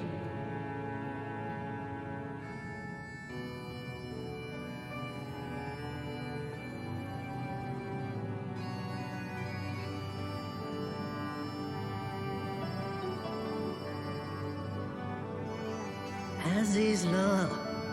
I never thought I'd hear that name again. You are familiar with it? As familiar as one can get from poring over musty old tomes. The Allagons set the Isle afloat not long before the sun set on their empire. Old Louis Soir and I often talked about it. The place is home to a research facility dedicated to finding ways of mastering mighty beings, such as primals and dragons, and find ways it did too, frightening ones. Such secrets as lie buried on Azizla aren't fit to see the light of day. And now you tell me a band of dragon-baiting primal botherers are trying to dig them up? Indeed. And to make matters worse, the Ascians have a hand in their plot. They must be stopped, no matter the cost.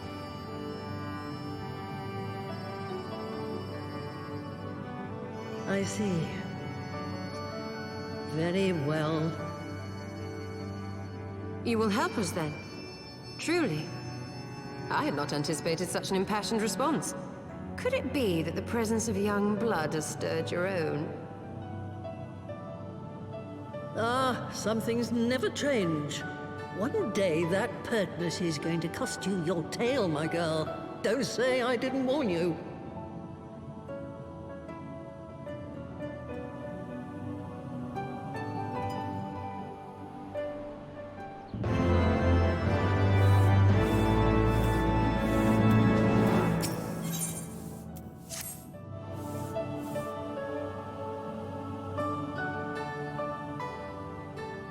'Twas some 50 years ago, shortly after Garlemald had brought all of Il'Sabard under its rule. Faced with the threat of invasion, the people of Sharlayan scrambled about for a means to resist the Empire. For my part, I was tasked with developing an etheric converger. Ah, yes. A device which draws in ether and concentrates it to produce a destructive force. But as my research neared its end, it was denounced by the Forum, who claimed that my device was more likely to destroy us than our enemies. After that, they and I had a little falling out, and I decided to seal away all the fruits of my research, lest the dunder-headed ingrates reap any benefit. Ha! Petty, I know, but gods, it was satisfying. Do mine ears deceive? 'Twas you, was it not, who was so fond of saying that all knowledge exists to advance mankind, that how it is used depends on us? I don't remember. Perhaps. All right, yes. It was a pet phrase of mine. And that should give you a notion of how sick and tired I was of those spineless wretches of the Forum. All talk and no trousers, that lot. That's why I decided to remain behind, rather than join the Exodus. You may have had your disagreements with my grandfather, but upon that point, your minds were as one. With respect, Master, the fruits of your research should not be left to spoil. Will you share with us the secrets of the Etheric Converger? Aye, I will. All the information you need is contained in a tome I wrote on the subject. But you'll have to fetch it from the forbidden section of the Great Library. Ah, you were not exaggerating when you said that you had sealed it away. Though the city is abandoned, the library's guardians are all but certain to remain. We must needs cut a path through them. Come, let us away.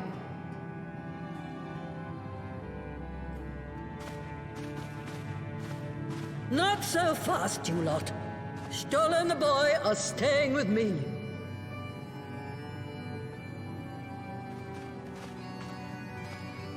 I need help to make new sentinels to replace the old ones you walloped. They'll be board and lodging, don't you worry. But know that you'll have to work for them. Hard. I'll have no sluggards in my house.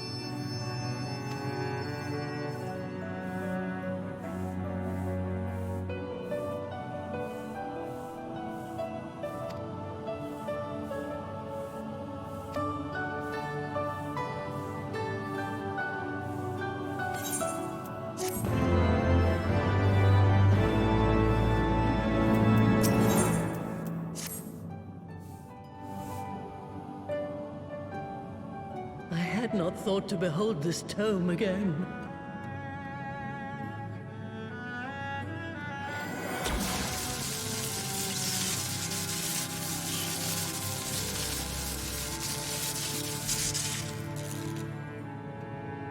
There.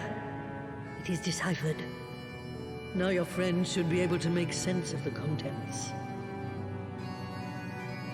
That said, it's one thing to understand the workings of the etheric converger, and another to actually make it work.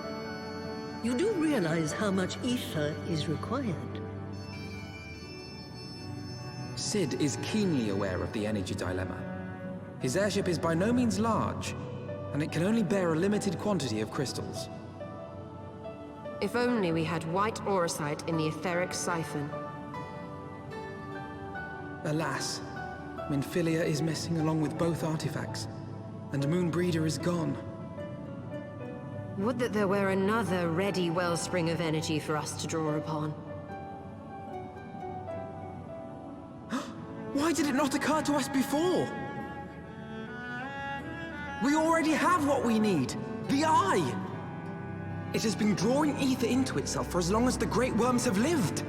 It is a veritable wellspring of energy. It might just suit our needs. But is this energy something that can be harnessed at will?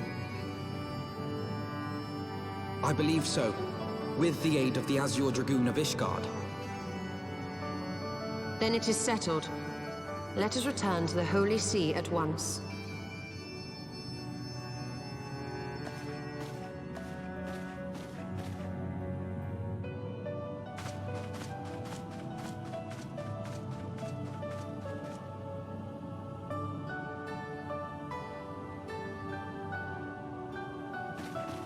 Stola, wait.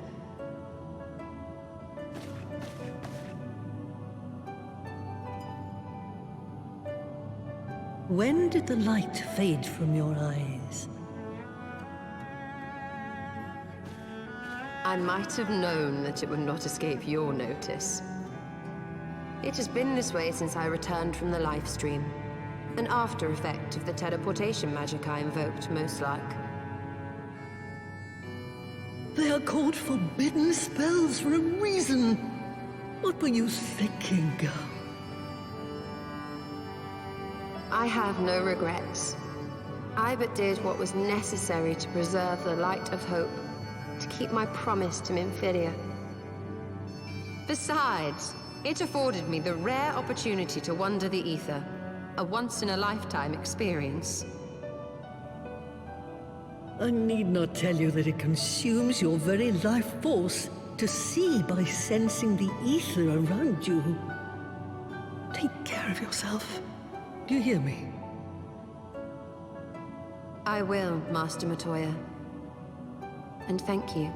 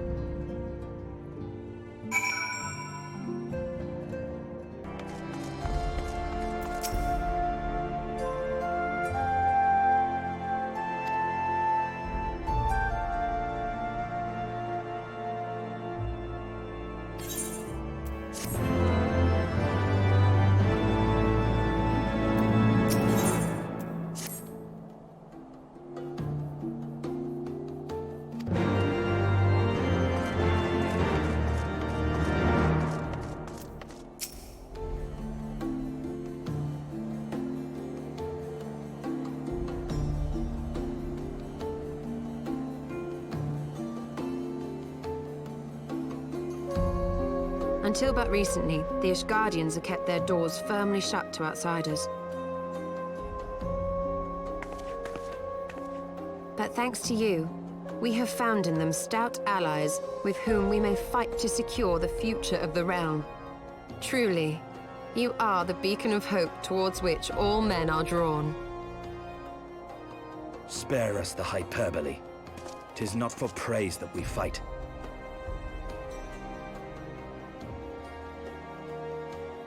Oh? In light of all we have achieved, I felt it only meet to express my gratitude.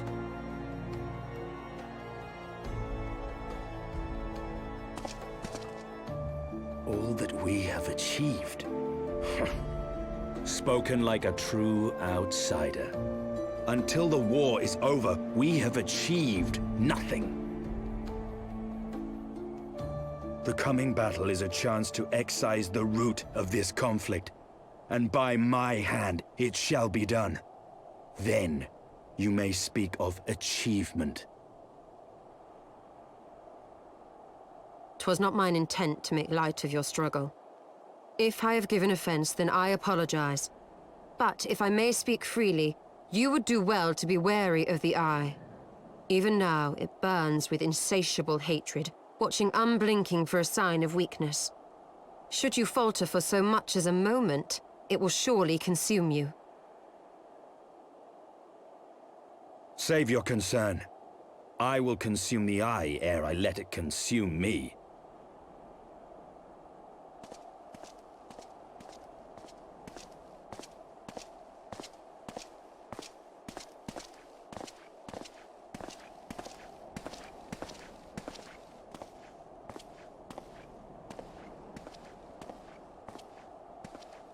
"12 be praised, thou hast not yet set forth.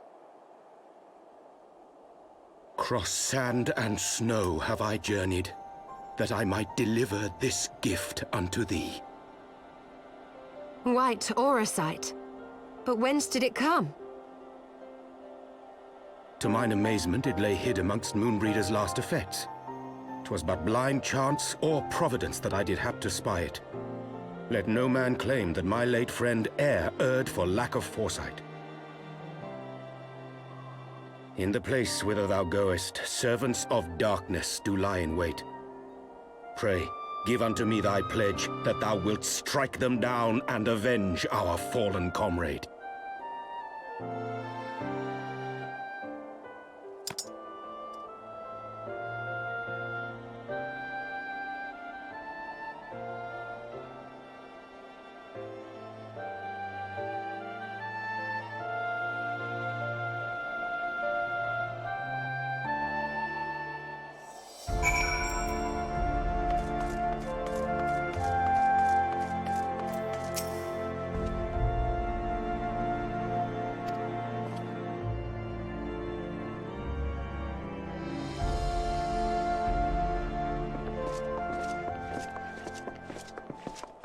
Ah, excellent timing. We've just finished our work on the Enterprise. She's so much improved, I've decided to give her a new name to suit. The Enterprise Excelsior. Or simply the Excelsior if pressed for time. Once again, she'll carry Eorzea's protectors into battle. All aboard!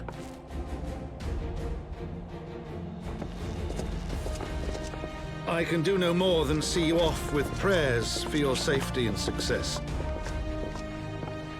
Yet know that wheresoever you may go, my son's spirit goes with you.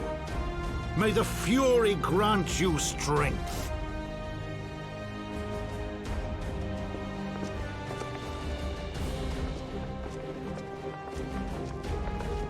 Return to us, all of you.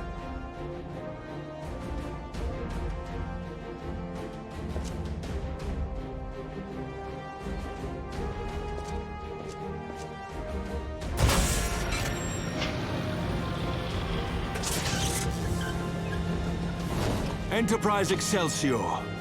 Engage.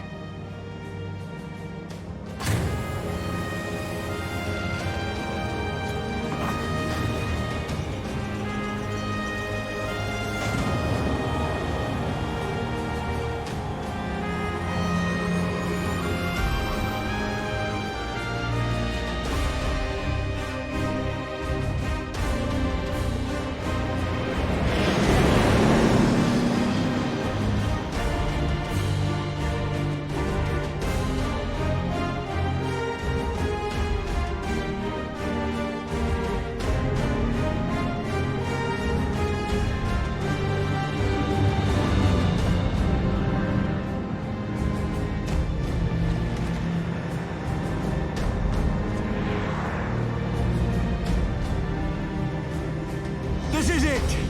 Get ready!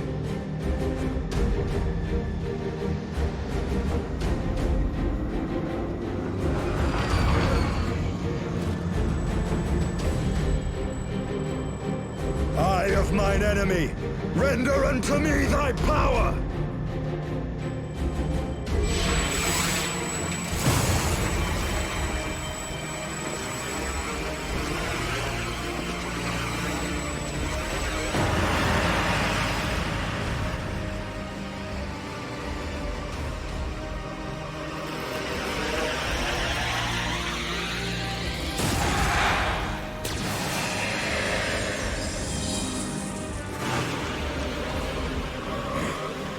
No, you will not claim me. I am the master.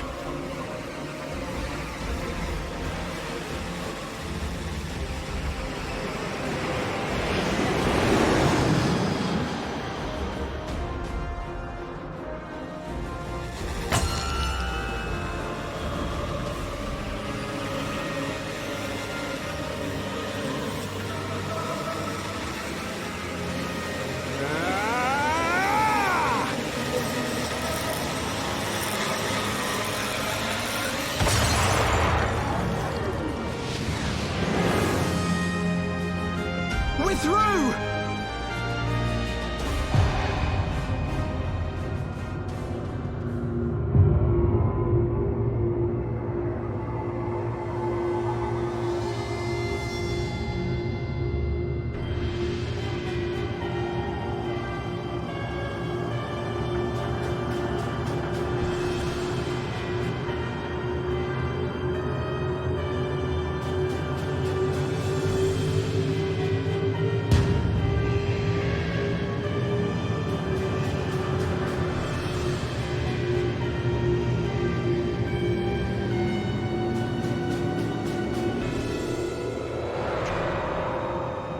Chief, we've got an Imperial battleship on our tail.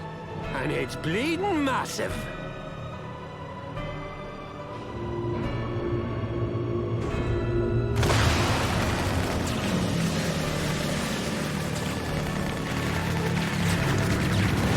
Damn it!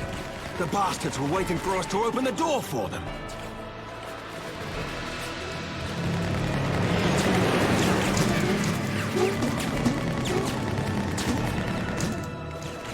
I'm gonna try to shake them. Hang on to something.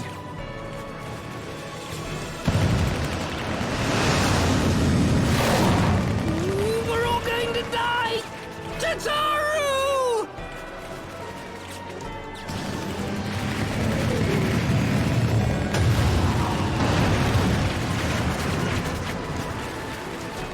She won't take much more of this!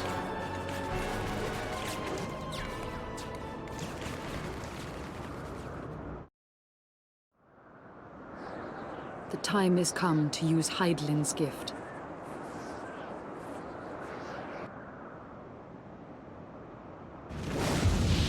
Much blood has been spilled in my name.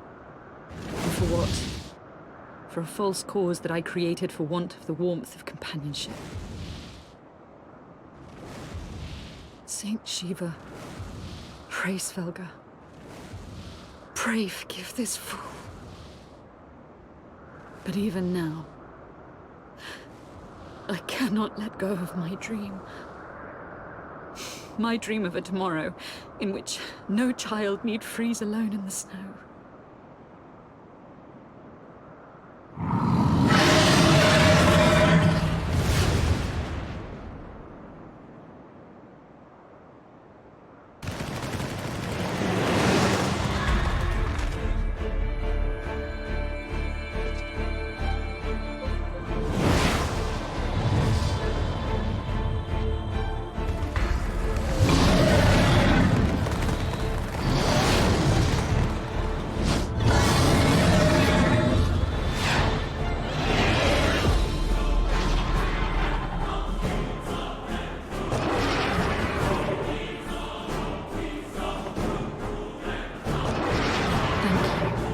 Hraesvelgr. Is that Azelle? What does she mean to do? Oh, goddess! born of mine own hopes and dreams. For the last time, I beseech you. Fill this vessel with your light. Still the hatred within our hearts and bless us with eternal grace!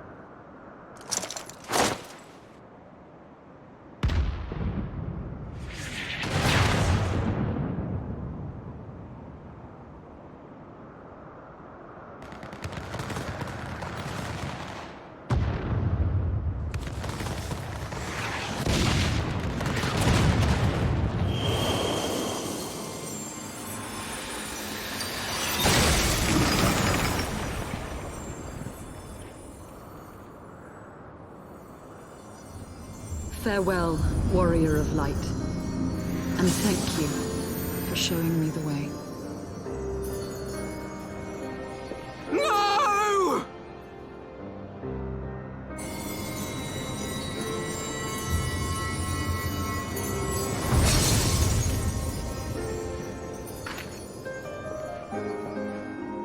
This ether.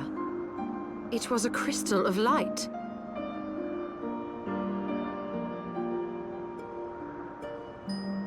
She, too, was one of Hydaelyn's chosen.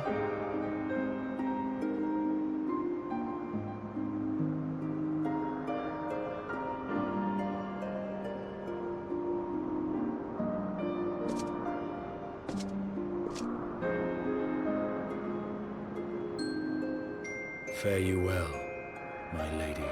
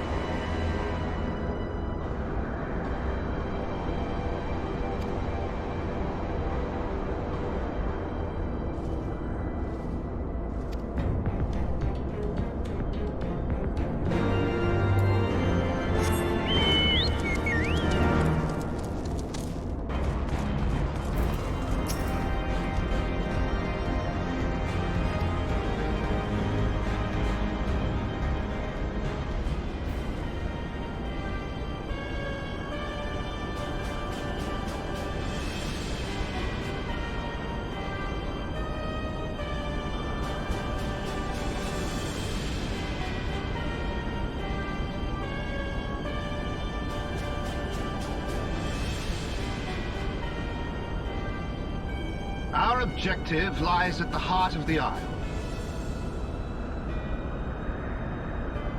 The third will remain to guard the ship, while the second patrols the perimeter and eliminates any threats. The first will come with me to secure the research facility.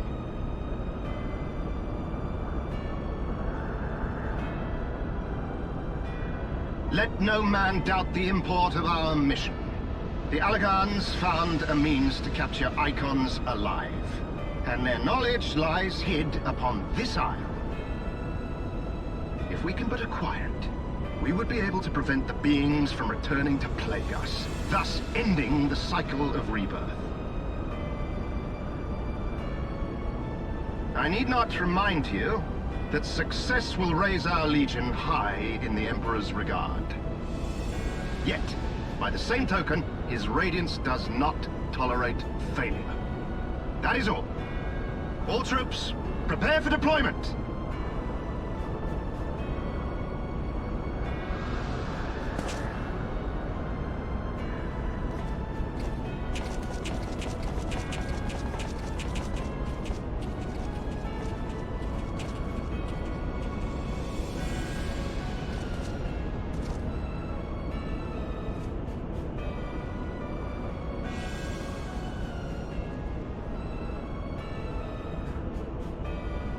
So that is their purpose. To think that the knowledge used to bind no less a being than Bahamut sleeps here. Imprisoning a primal in such a manner would represent an effective means to halt the cycle of summoning, were it not for the grave and obvious risks. Indeed. We need but refer to past experience, that of Bahamut's calamitous return, to see why this is not the solution we seek. Held in duress, a primal will continue to nurse its hatred for mankind. And when it inevitably breaks free, its rage will be beyond quelling.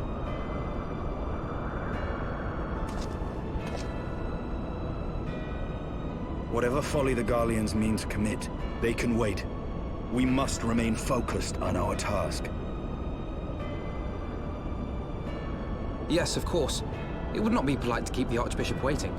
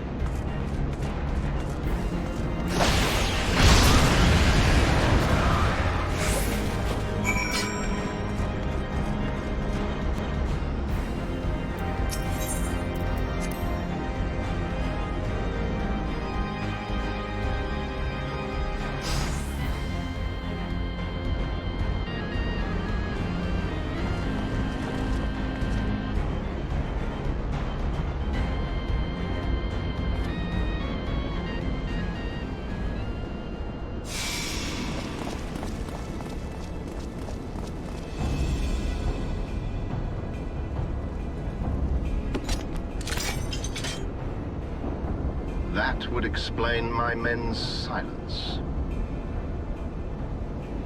We meet again. And this time, we will not be interrupted.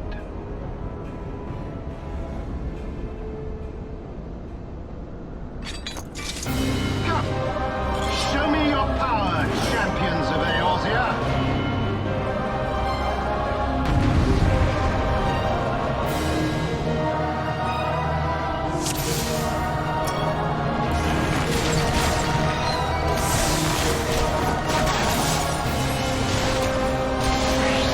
Make it quick.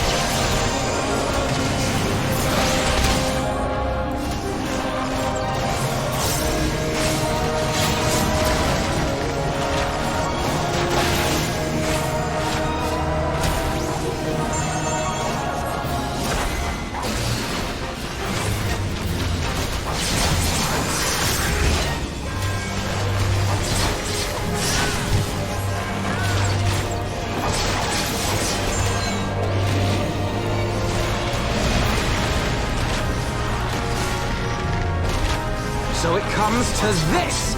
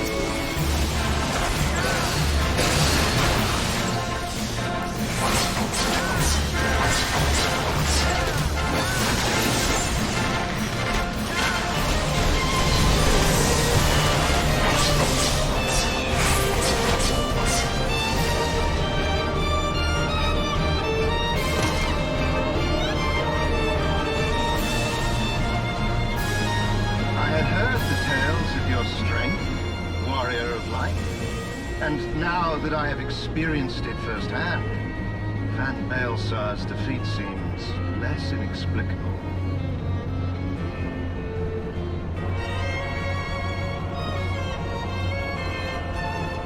You are a formidable foe, and I have thoroughly enjoyed our time together. Alas, all good things must come to an end. Allagan's secrets await, and there is no profit to be had in remaining here.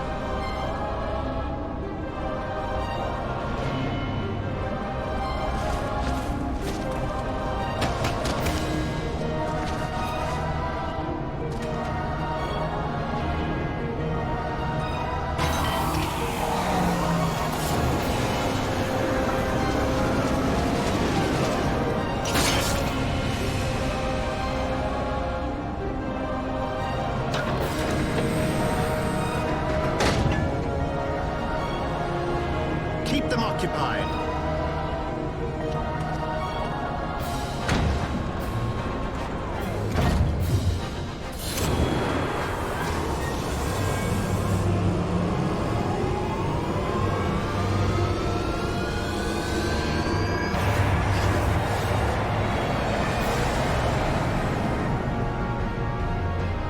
Coward. It would seem we have no choice. You must continue on. We will hold them here.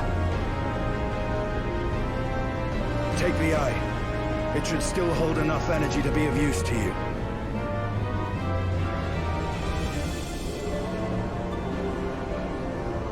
I shall join you as soon as I am able.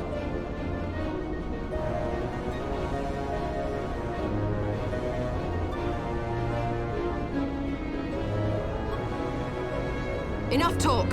Make haste and stop the Archbishop!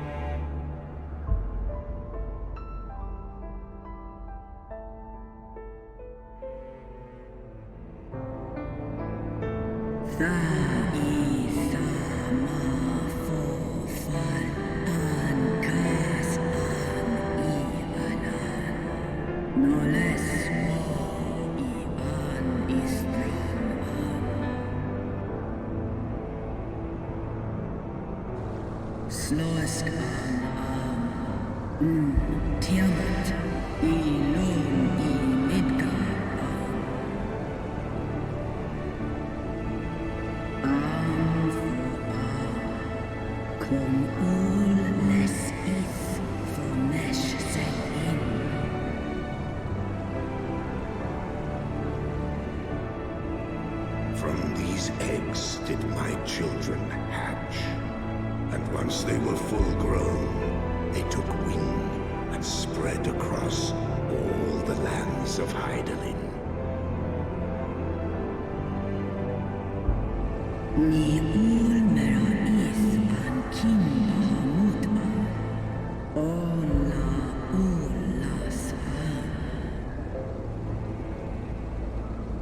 Way som an I them afokum an I anan.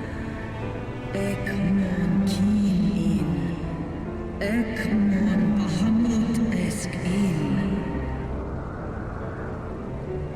En kayan kom en asan.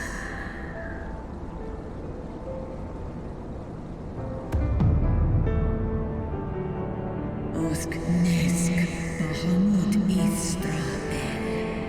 Almai sankai skash sai ulafan. Nesk esk nice in. Seth Alan Ekmon Way in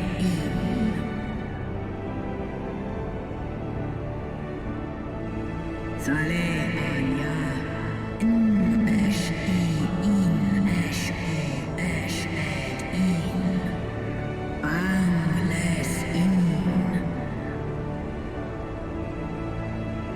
Sunis Lalan Tayanalan Snoma el Ules in Sandwa in Ekmon Asanin Santai Mikum el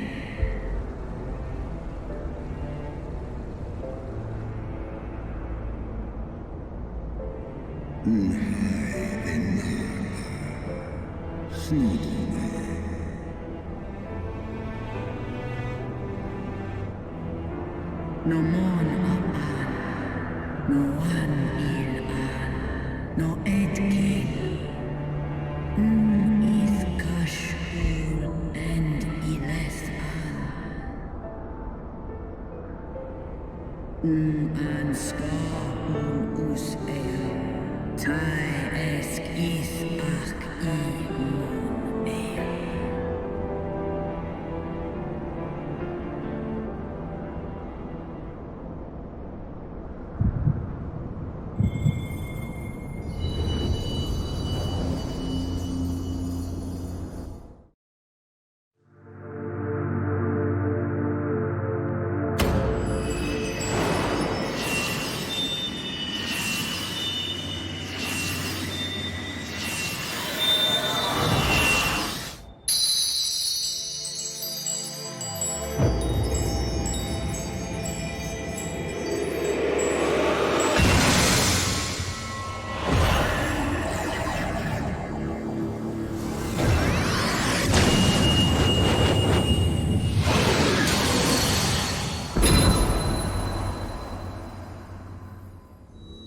Warrior of light, beloved son,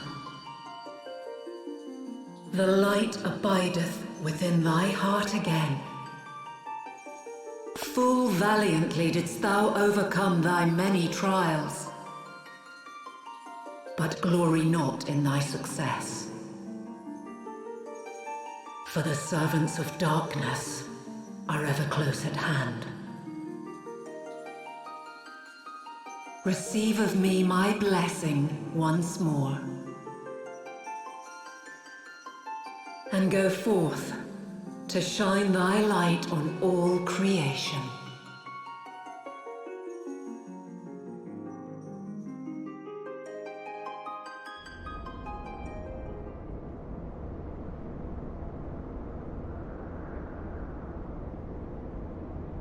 Thou hast broken down the wall I built around thee, and partaken of thy mistress's blessing once more. Strong art thou, mortal, stronger than any other of thy kind. Having looked upon thy deeds, I am convinced thou art worthy to bear her light.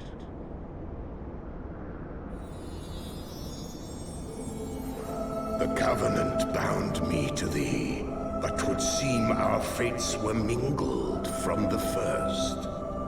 Though I will not fight thy battles, I will yet lend thee my wings.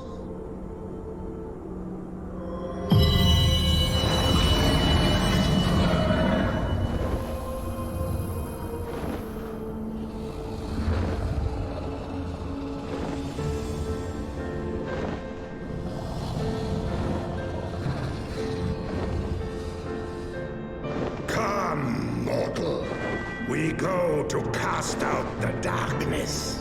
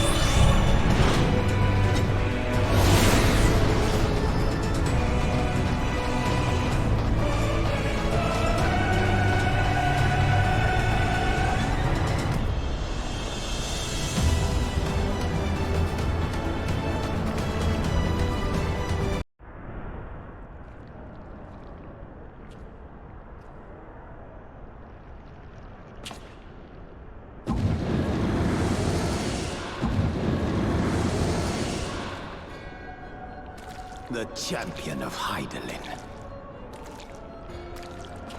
Tell me, why do you despise the primals so? They are the embodiment of mortal will, of mortal desire. Plainly, you desire a foe to despise, and 'tis well that you do, for it is from the vortex of ceaseless conflict that Lord Zodiac shall be reborn. Through the joining, the world shall become whole again.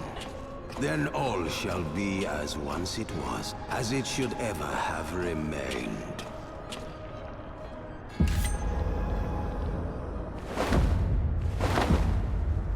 For the glory of Lord Zodiac. Your meddling ends here and now, warrior of light.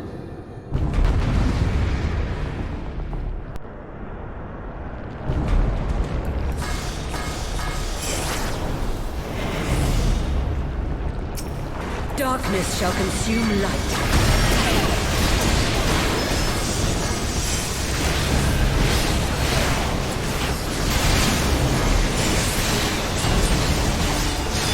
Your light shall burn no more. Know your place. Damn this frail flesh.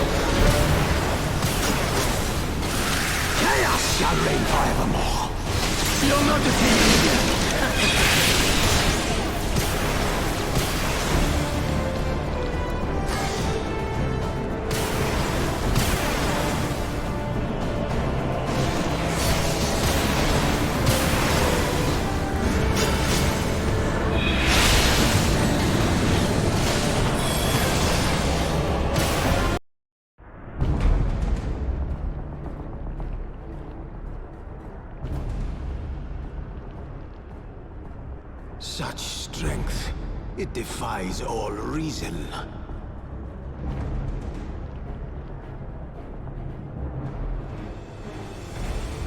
No, I will not be bested by the likes of them. La Habrea, it is time.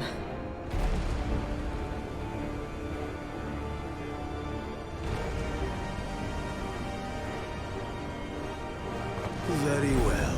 Let us show these mortals the true power of the Echo. The power to break down the barriers of existence.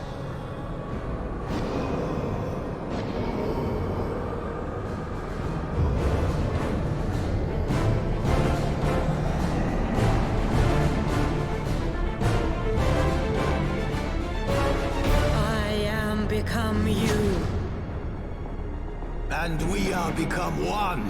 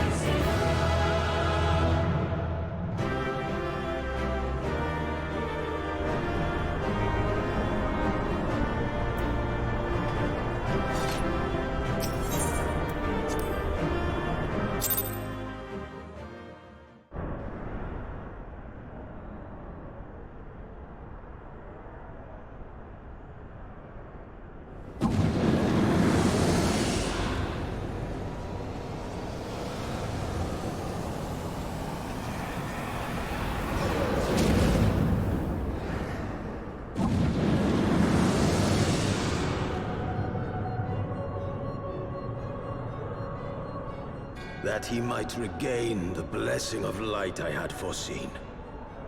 But he has grown so strong in it as to deny us our power.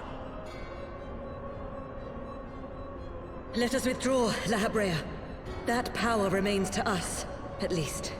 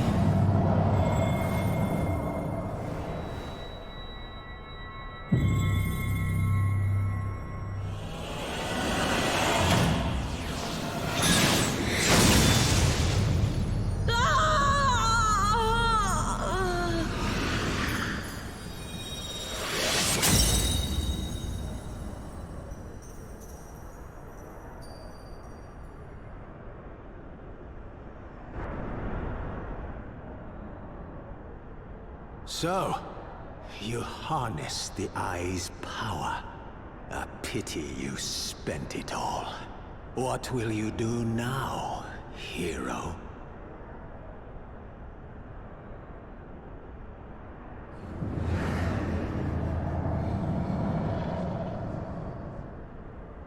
So, not even the vaunted Warrior of Light can unmake an Ascian without relying upon mortal contrivances.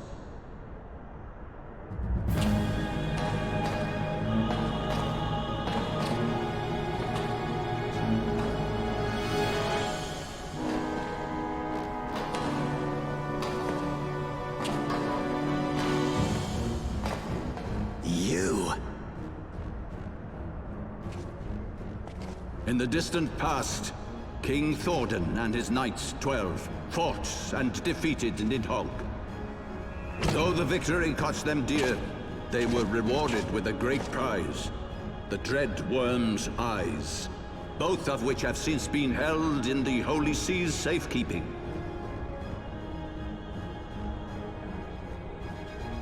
The eye you possess was Nidhogg's left, and long has it served as the source of the Azure Dragoon's might. As for its twin,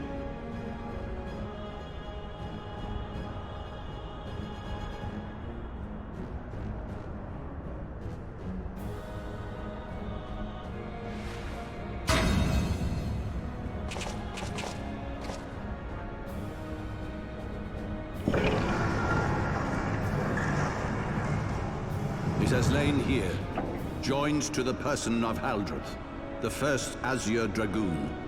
For though he learned to harness its power, he was ultimately consumed by it. Even in death, his body decays not. A pitiful end for a fabled hero. My Ascian friend, long have you and your kind sown the seeds of chaos by teaching mortals the secrets of summoning. But if you assumed that we would meekly serve as your pawns, then you are gravely mistaken. You would raise a hand against us.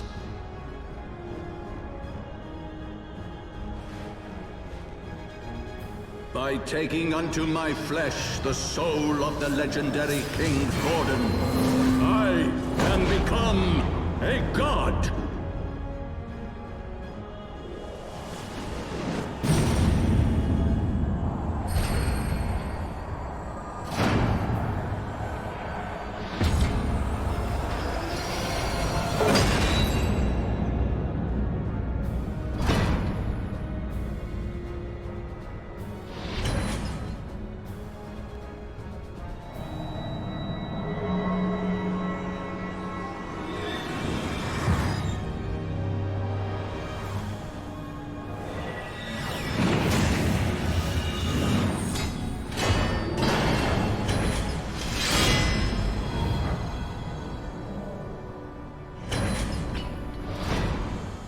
God who knows knows not cessation, whose being is sustained by a millennium of fervent prayer, and the eye's nigh bottomless reservoir of ether. What? Your contempt for man has proven your undoing, Ascian. For my first act as God King, I do hereby sentence you to die!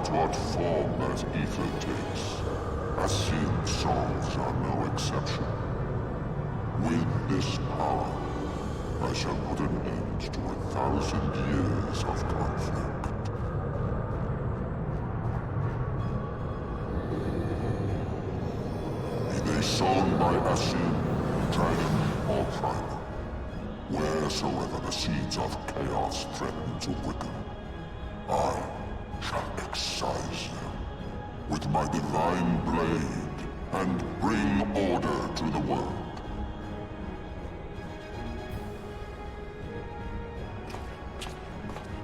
I have become that which you abhor, warrior of light. If you would take issue with my godhood, I shall answer you with my blade.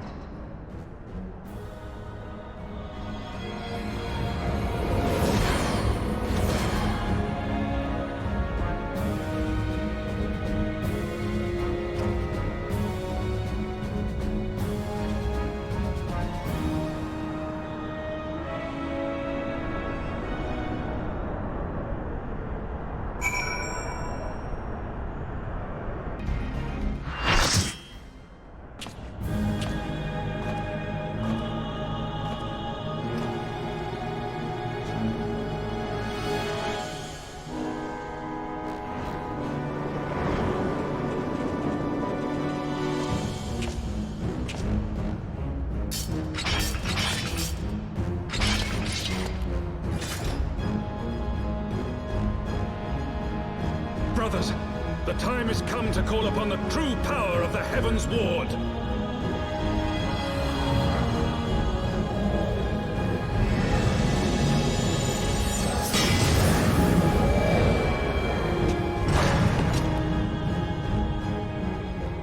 Fight me if you will, warrior of light.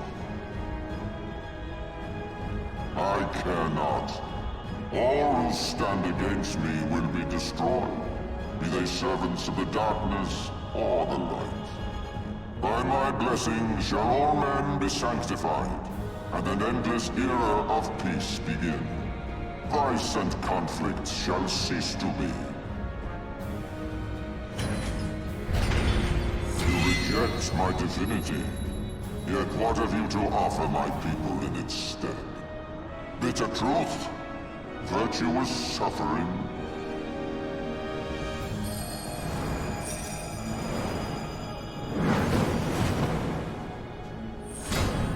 No matter. If you believe your cause just, I call upon you to defend it with your life.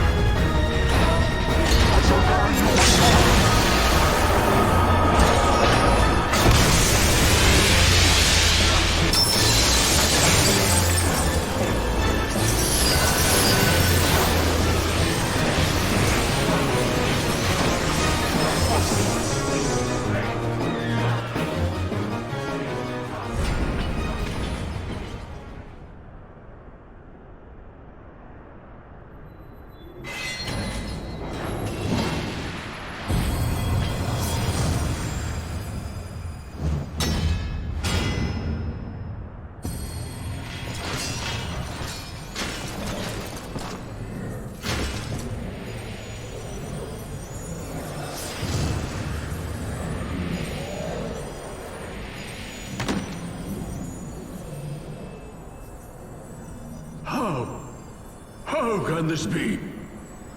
A millennium of prayer and the Eye's power combined, and still you stand.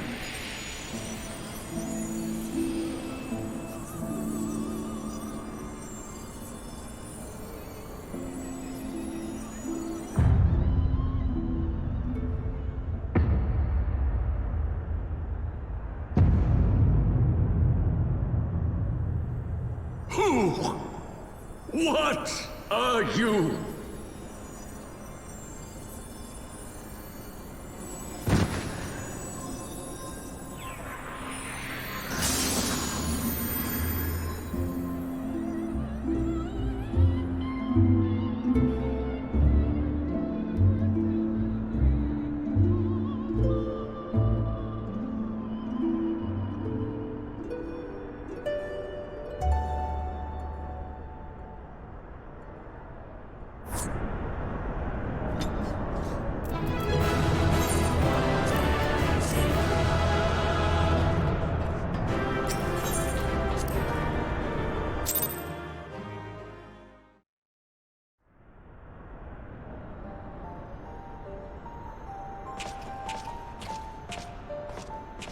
It is over then. I had hoped that mine would be the hand to end it. But knowing you, there was little chance of that.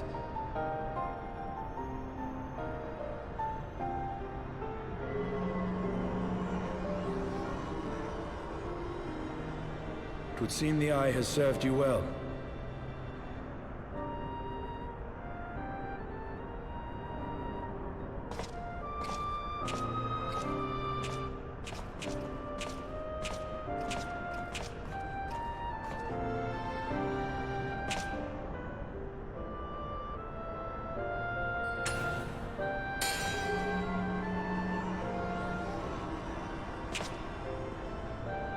Twin, at long last.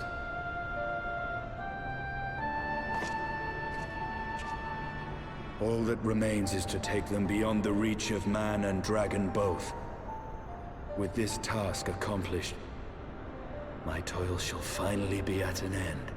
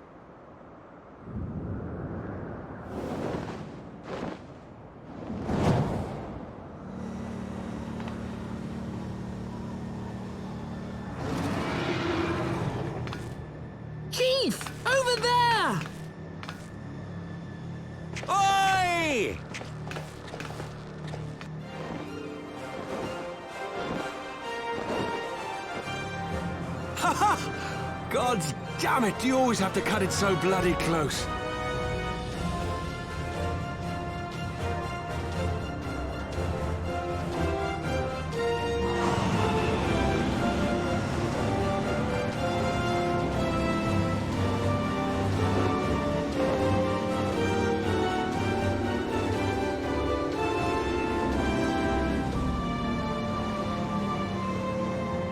It would seem he has done it again. Was there ever any doubt? Let us return to Ishgard. Our friends will be eager to learn the battle's outcome, and welcome back their champion.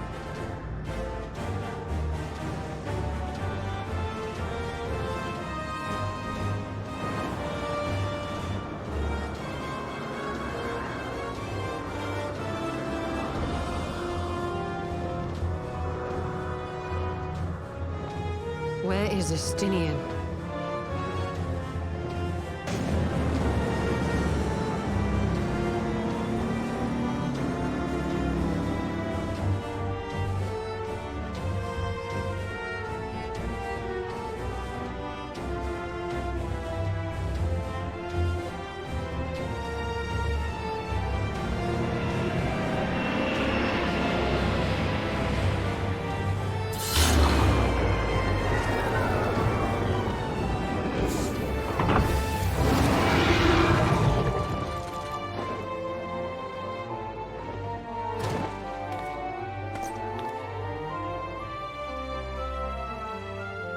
I dare say you are the first soul in Ishgardian history to arrive in our city upon Dragonback. This scene shall be remembered for 1,000 years to come.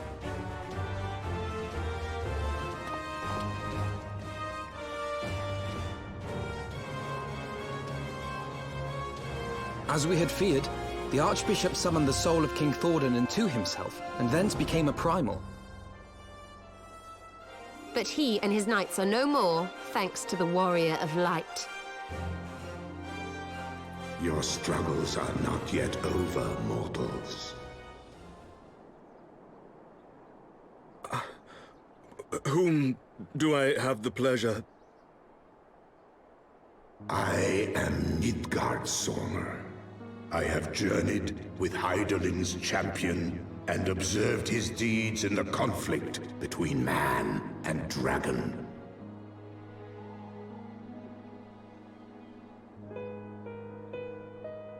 Tell me, children of Thordan, do you desire peace?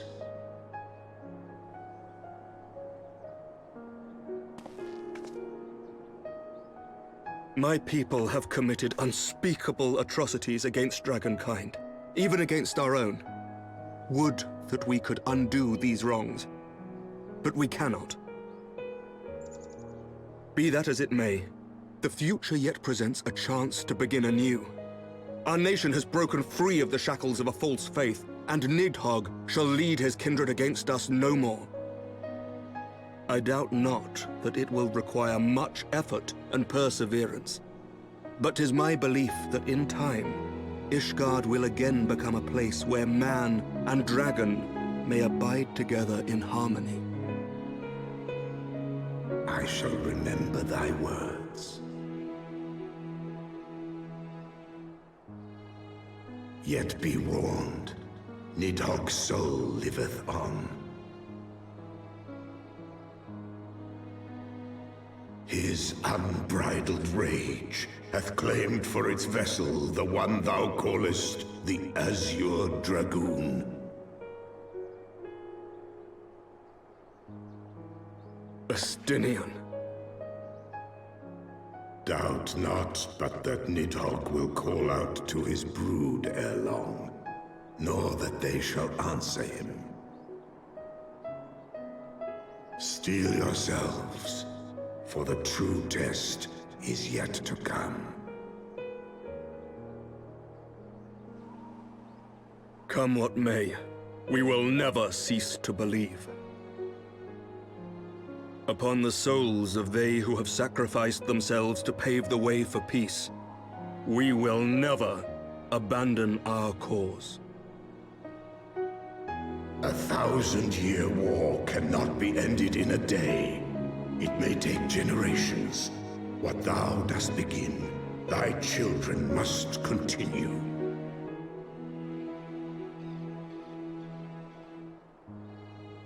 Entrust unto them thy hopes and dreams, that peace may reign again, and forevermore.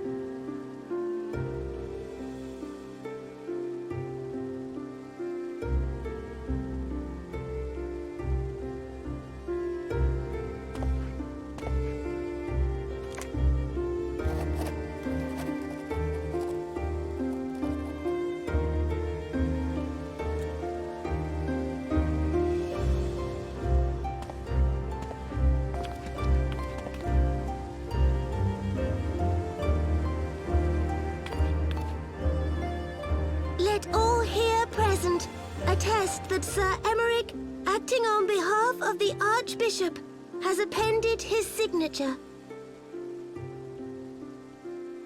I do hereby declare that from this day forth, the Holy See of Ishgard shall once more be counted a member of the Eorzean Alliance. Let our nations move forward as one and stand united against the Garlean Empire.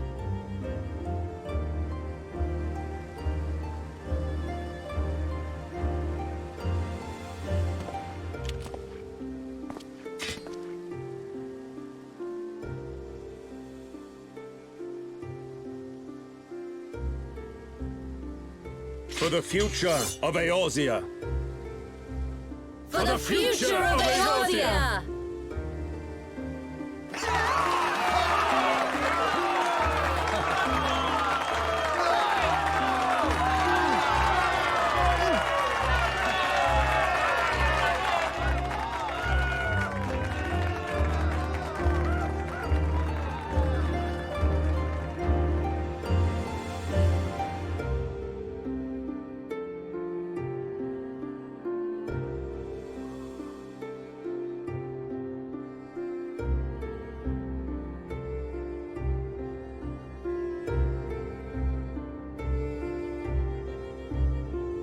There you are.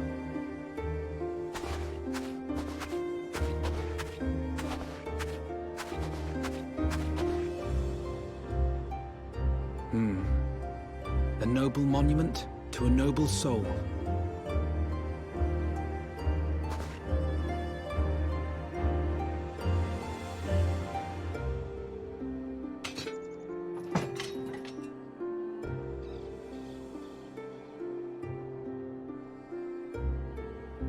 From here, Lord Orshafon can watch over all of Ishgard.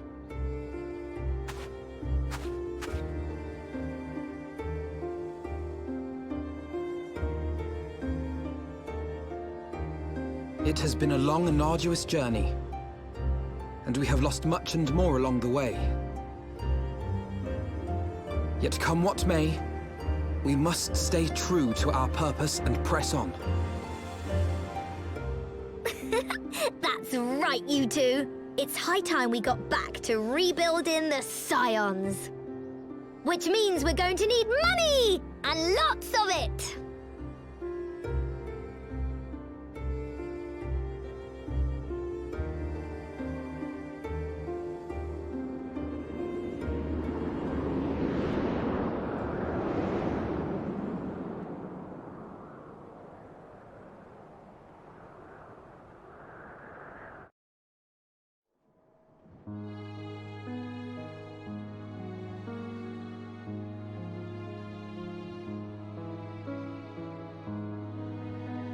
So ends a glorious chapter in their tale.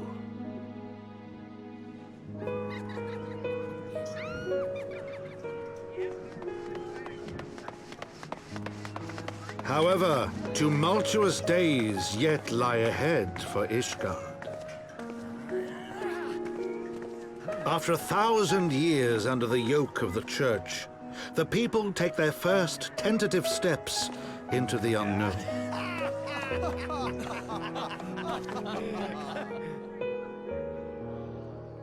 And though they spy a glimmer of peace upon the horizon, Nidhogg's vengeful shadow yet remains to darken the way. Be that as it may, so long as the young commander of the Temple Knights and his heroic companions are there to guide them, the people may hold fast to hope. The hope that one day, true peace will return to Ishgard, and that man and dragon may live in harmony once more. Let the deeds writ herein never be forgot, that they may inspire generations yet unborn to strive ever heavensward.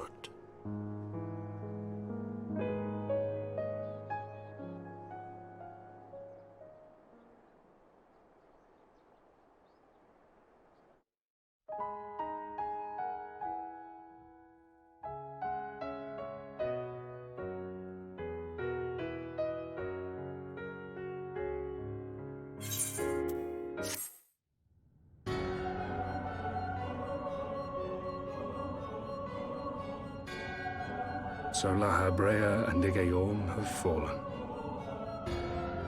Bested by mortals in their attempt to initiate the Eighth rejoining. That they should be so complacent. And now it falls to me to deal with the consequences. Without intervention, the balance between light and darkness will begin to shift, placing our mission in jeopardy.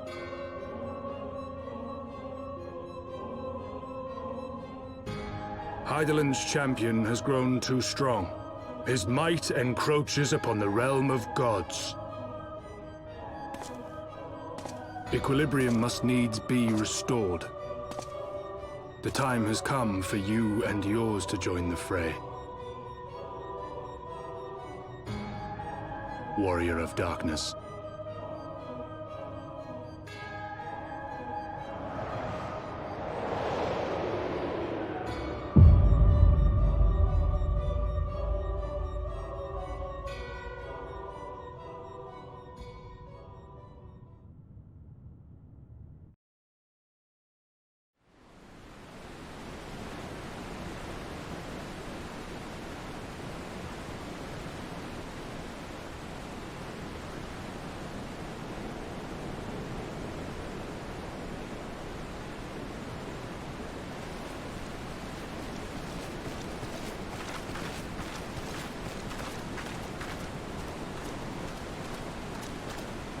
Remind me, why is there no rest for the righteous? Because they care, Master Garland.